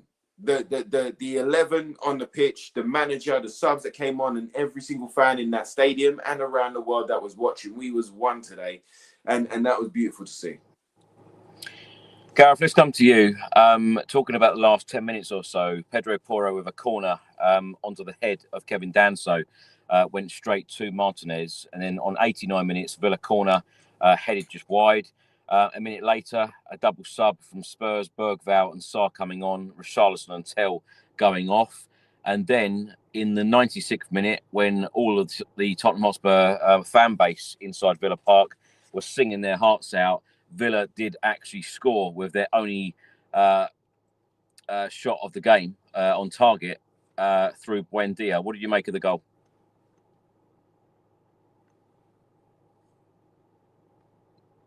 Towards the end, we probably tired. We put a lot into the game. There was a lot of subs. Probably just a little bit disjointed. It was just really, really good that the goal didn't come sort of a minute or two earlier. It would have been a very nervy finish. We have seen some crazy games where, you know, a team's 2 2 or 3 goals up, and it changes towards the end. Luckily, it wasn't to be this time. Look, it kind of puts a little bit of a mar on the result. Anyone that didn't watch the game probably thinks, oh, Spurs jammed the 2-1 result at Aston Villa. But look, it's disappointing to concede towards the end. But if you look at the performance as a whole, Chris, it doesn't really tell a reflection of the game. For 75 minutes, I thought Spurs were completely dominant in the game. So, could we have defended it better? Of course you can. No goal goes in. There's always ways to stop it, but I don't want to be too critical of the team because they put so much on the the fact that so many players towards the end that were out on their feet and having to be helped off the pitch, and that we spoke about this a few weeks ago on the Brighton podcast, Chris, that we just haven't seen enough players going down with cramp or feeling tired at the end of the games because they haven't been putting that effort in and that desire in and that extra yard in. We knew from Conor Gallagher's days at Chelsea, I know he's been a hot topic on the podcast tonight, but he was that type of player that was like a bull in a china shop, that firefighter in midfield, and we've only seen that in the last few weeks, and that has been their criticism of Conor Gallagher. Nobody is expecting Conor Gallagher to go on and do, incredible Kevin De Bruyne assists because we know that's not his game. Conor Gallagher's game has been all round hard fight, absolute dogfight work in midfield, won the ball back, high press, and great goal he scored tonight. We know he's got that ability, but we're starting to see the Conor Gallagher that we've seen at Chelsea, and that is what everyone was looking to see when he signed for Spurs. It just obviously came very late, but luckily for us, we're not at a time and we're not at a game, so disappointing, of course, you can see, but look, at the end of the day, it was a very, very top performance back to front. I think Craig summed it up well when he asked him about the defensive side of things. I thought very, very good on the ball, of course, but very, very good at a possession from back to front. Press was good. Our high intensity presses in midfield, our gap were closed. Villa didn't get on behind us at all at any stage of the game. And when a team's not getting on behind you at this kind of level, Chris, it means that you're closing the switches really, really well. Everyone's moving as a unit together. What would have been worked on the training pitch was making sure there was no gaps from sort of back to front in terms of midfields to forwards, defence to midfield, and goalkeeper been really on point. I can't remember any situation in the game where Villa had a situation where they isolated our defence, and that shows you that the work is going on the pitch because that was happening constantly under Thomas Frank, constantly under Igor Tudor, where we were not very secure for being so pragmatic, whereas we're being more forward thinking now and we looked more secure today. De Zerbi's going about it in terms that we're the best form of defence is attack, but also as well, we knew exactly what we were doing out of possession. You go to Villa Park and dominate the way we did and not be vulnerable, and that was always the biggest question mark under Ryan Postecoglou for how much love we have given him. Of course, he won us a trophy, but one of his biggest criticisms from us, who really enjoyed his tenure for most of it, obviously the league form in the second half of the season wasn't good, but his biggest sort of critic was out of possession. The team was so open, wide open. Spurs dominated that match today, created a lot of chances, and looked very, very secure. So you have to have that balance, and De Zerbi provided that today. And he, against Brighton as well, that game we spoke about a few weeks ago, Brighton scored 2 brilliant goals. Wasn't to say that Brighton had a lot of chances.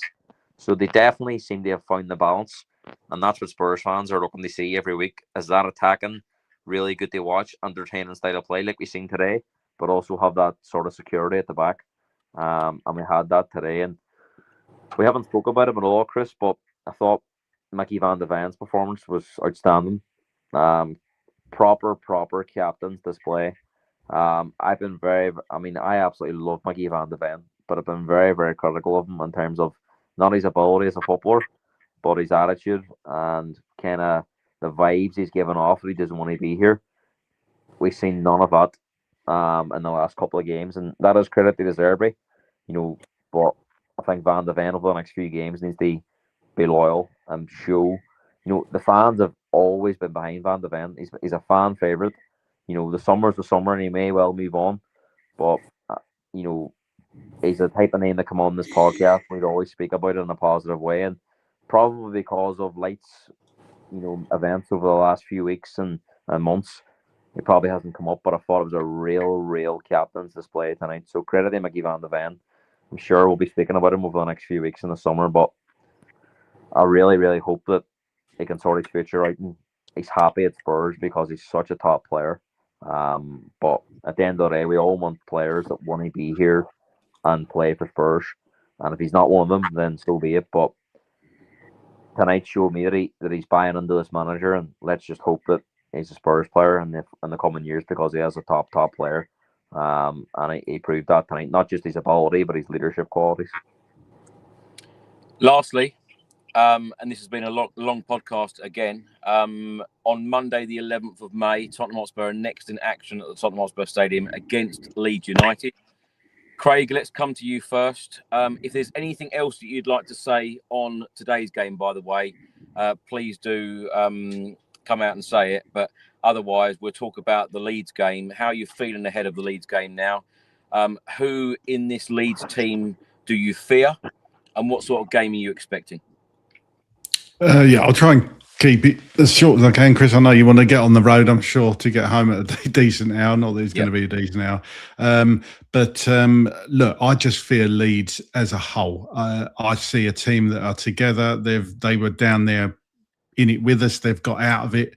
That superb win at Old Trafford was unbelievable. I think it was their first win in God knows how long against Manchester United. And a really good Manchester United team under Carrick, have to be said. Obviously, the result today as well. But it's just Leeds as a whole. It's the group, the way Farke's got them playing together. We can't take Leeds with any complacency at all. We've got to go out there and do a professional job on Leeds because they are more than capable of beating us.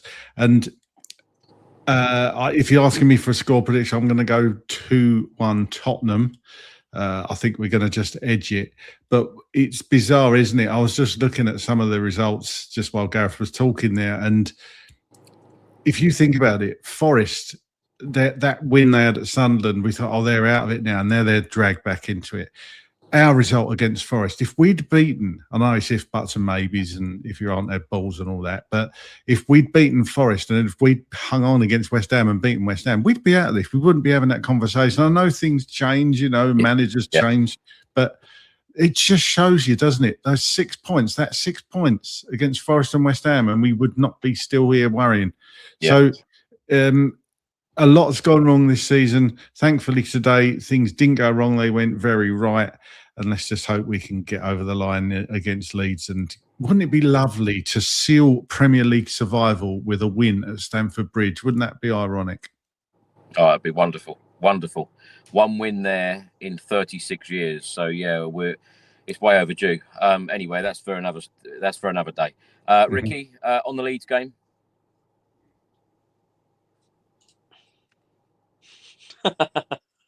Mate, I am buoyant, my friend.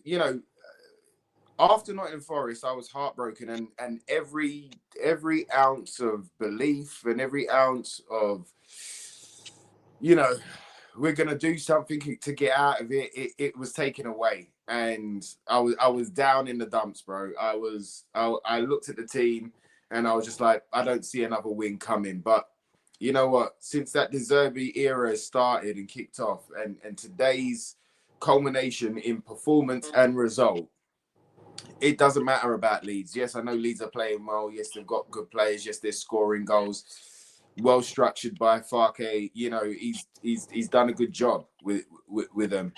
But it's not about them, bro. It's about us. And if we turn up with the right attitude, with the same attitude, but with the right attitude, with the same confidence, with the same desire, with the same will to dictate play and to be the protagonist and not the doormats, then it's all about us, bro. It is all about us. And I see us, it's going to be a difficult game, but I see us winning.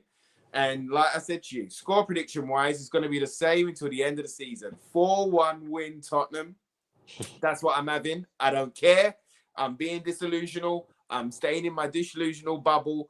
It's going to be a 4-1 win Tottenham. proper performance again, and one where we're all smiling on this podcast. So I've got my belief back, and De Zerbi has given me that. Before, I just had prayers. After Brighton, I had prayers in a dream. You know, after the win, you know, the dream increased, and the belief was starting to increase. Right now, mate, my belief is up there, bro, and I can't wait to back the team and see what they do next. One thing that we probably haven't mentioned enough is that performance against Aston Villa. The pressing, I thought, was excellent again from this Roberto De Zerbi side. And it was the togetherness of the pressing, because we went as a team, and we shut off their escape routes every single time, Chris. Yeah. Absolutely brilliant.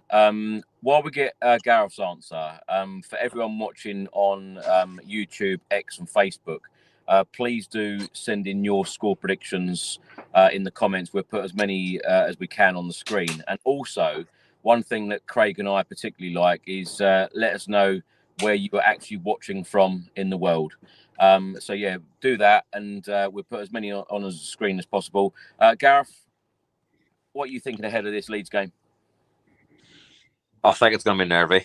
I think the fact we're at home, which a lot of people might view as a positive, I think it's going to bring more nerves than anything else. I think because people will look at this game, it's going to be, you know, the media will do their best this week to drum this up as a big game for Spurs, and that's going to come under things. And look, I don't want to be too critical of the media, because it's, you know, the media is brilliant in terms of sport and what they do, and that's why we're on these podcasts. But, you know, this isn't me being controversial, but there is an element of the media that wants Spurs relegated because it's a big story.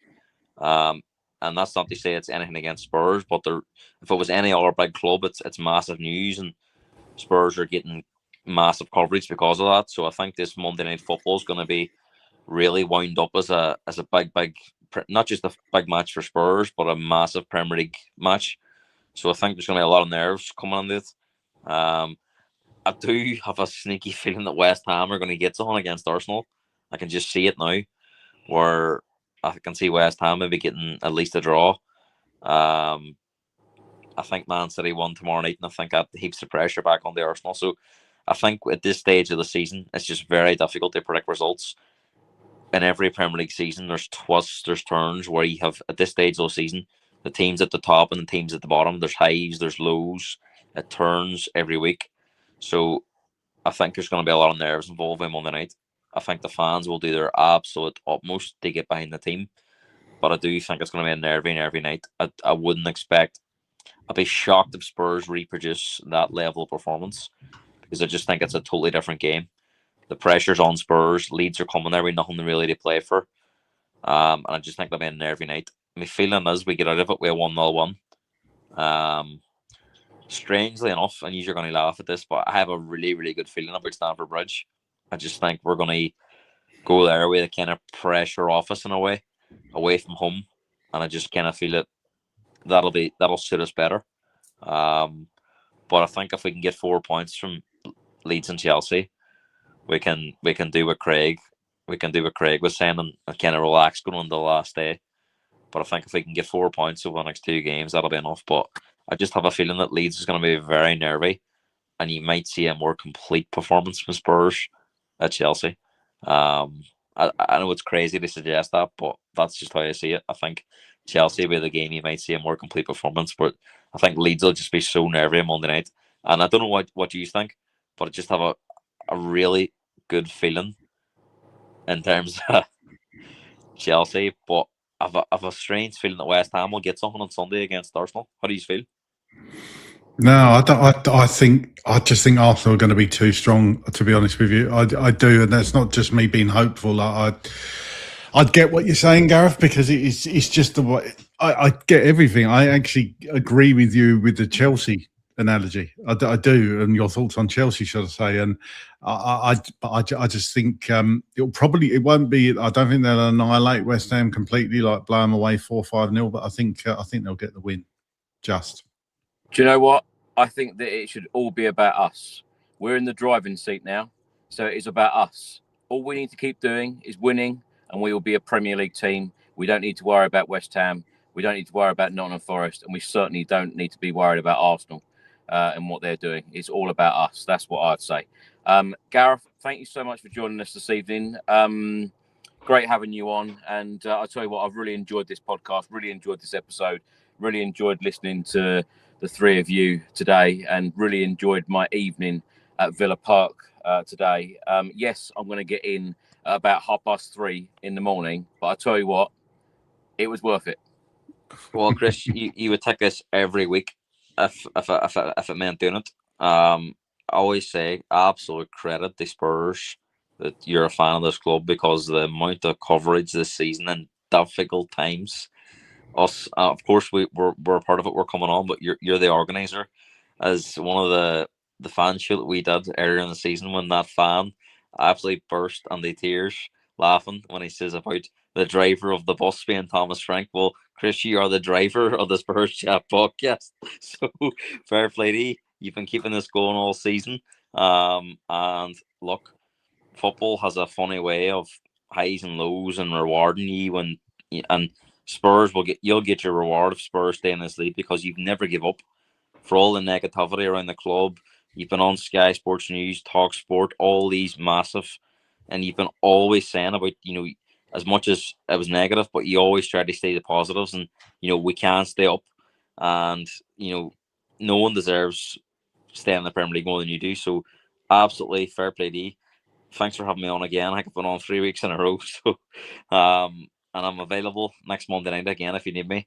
And let's go on the Leeds and get them 3 points and make us all feel better. I haven't asked you any questions tonight, Chris, but I suppose I'll ask you one before we go. What is going to be your first song tonight on the way home? Oh, I haven't thought about that. I think I'm going to need to have the window open to try and keep me awake. But, yeah, no, it's been a long day. But I tell you what, like I said, all joking aside, when we see a performance and result like that, it is well worth it. Yes, I'm going to be tired tomorrow, but it is well worth it. And it's been a very long season. I'm looking forward to when the season is over, but I'm just hoping, praying, and keeping everything crossed that Spurs are a Premier League team for next year, because we cannot go down to the Championship. I do not want to be visiting Championship grounds, only if we're in the FA Cup or the League Cup, but certainly not in league competition. So, yeah, it'll be. And by the way, I'm going to go for a 2-0 win on Monday night against Leeds United. So that's my score prediction. Gareth, thank you so much. Craig, thank you as always. Nice to see you smiling, and nice to see you so positive. Yeah. Well, it's duly earned by the boys tonight. Absolutely superb. And yeah, echo what Gareth said. It's been tough, hasn't it? It's Ricky's been here. Me and Ricky have done the most, I think, this season, and we've been here through very, very tough times with you. Sometimes when you just couldn't take it anymore, I think you would have probably thrown yourself off a cliff if you had to do a podcast after certain games this year. So we've stepped in and seen everybody through. And it does amaze me that people do abuse, on social media, you get a bit of grief when you're providing all this great content for free. It's not like people are paying for it. Do you know what I mean? It's just amazing. But thankfully, most people are nice and polite, and it just stirs up good, healthy debate a lot of the time, which is what we're all about. So, yeah, it's really good to be on here finally. Well, I won't say finally, but talking about another win. Amazing. 2 in a row. Incredible. But Craig, that's the difference, isn't it? Wolves last week was a 1. This feels like more than a 1, doesn't it? Yeah. It feels a like scrappy it, 1-0 win last week, but a really good win tonight. Or should I say last night now. Ricky, thank you so much for all of your input today, and great to see you on Friday night. We were in high spirits, the 6 of us. We had a good night out.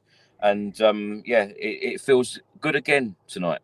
It does, bro. And thank you for Friday. And to reiterate what the boys have said, thank you for this podcast and this platform for us to be able to sit on here and rant about Tottenham, as a fan. And you guys have heard many a 15-minute rant from me as well. So I appreciate it. It's crazy. What I will say as well, just to talk about negativity online. Just really, really quickly. Negativity in life shouts more than positivity, right? It always does. You'll always remember something negative more than one of your best days with your best mate, right? But Chris, the podcast, Craig, Gaz, whatever your opinions are put out and whatever people's opinions of your opinions that are put out, remember that it's 10 to 1, bro. It's 10 to 1 of people saying good things and positive things about what you've said or what you've shared, or an opinion or a video or whatever, or a concept, whatever the case may be. There'd be 10 people that would praise it, and there'll be that one nasty guy or girl that come in and say something negative, and it will just stick in your mind. Most people do that when something good is happening, when there is a bit of success or a bit of growth. And, you know, in today's world, negativity sells, but it's always really important to recognize and to appreciate the good that is out there, the fans that have supported, the fans that have been with us, watching through those horrendous games. You know, we've all needed a break during this season. And I thank all of you around the world watching us go through it and being with us, and us being with you throughout this season. We've still got a way to go, but we are damn well in the fight right now. We are damn well in the fight, and we will do it together. And it will be the positive that ends up singing last. You know what I mean? It'll be the positive that ends up closing the show. So let's just keep going and doing the damn thing. Thank you, Chris. Thank you, Craig. Thank you, guys. Thank you, all you beautiful people around the world. We'll be back on the Spurs Chat Podcast with another win real soon. Real soon. Let's hope so. If you want to find me and more rants from me and my brother Darren Hart, you can check us out on T-Talk and Tottenham, all one word, on YouTube. And plenty of exciting things coming up. But the most exciting thing is Tottenham versus Leeds. So let's have it, gents. Let's have it. We are in the fight. We are in this fight with our heads above water right now. We are gasping air. So let's keep it going, man. Let's get to shore. Do you know what? Very, very, very quickly, just before you go, Chris, and it is quick. I know you want to get on the road. Saw a friend yesterday. They just came around for drinks and something to eat, and we had the Orient game on because he's an Orient fan, really good friend of mine, and I could see what he was going through with it. And he said, you know, as bad as Orient have done, he'd never actually remembered them being in a relegation battle, and that.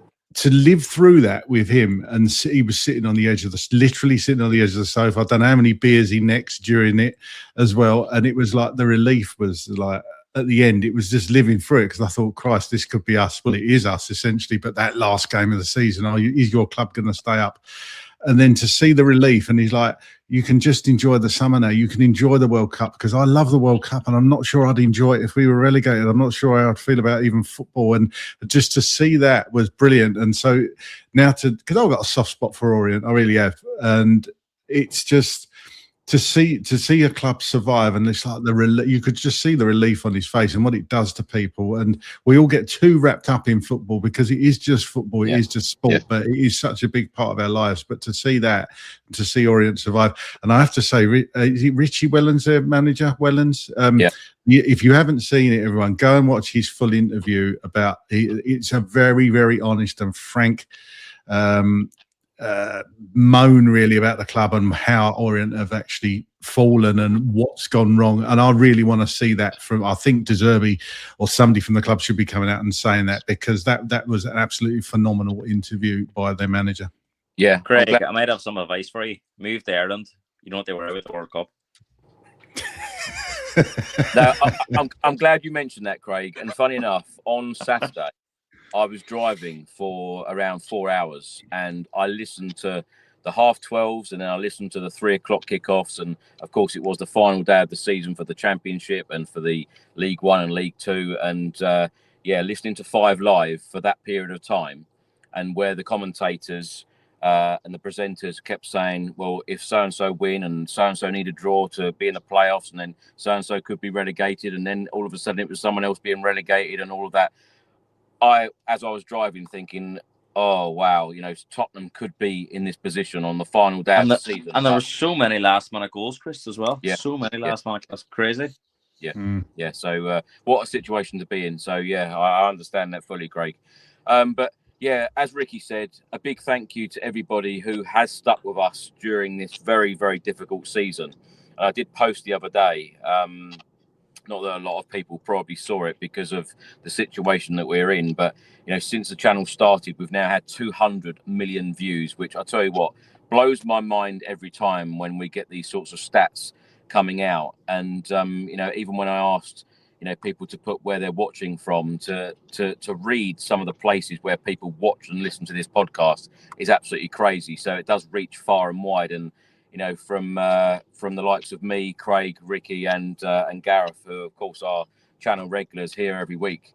Whether we win, lose, or draw, it's incredible the support that you give us, and listening on audio platforms, and watching on YouTube, Facebook, X, etc. So a big thank you to everybody who supports us week in, week out. So Craig, thank you so much. Ricky, thank you. Gareth, thank you. And as Ricky said, we'll be back for another edition when we're beating Leeds on Monday the 11th. Come on, you Spurs. Come on, you Spurs.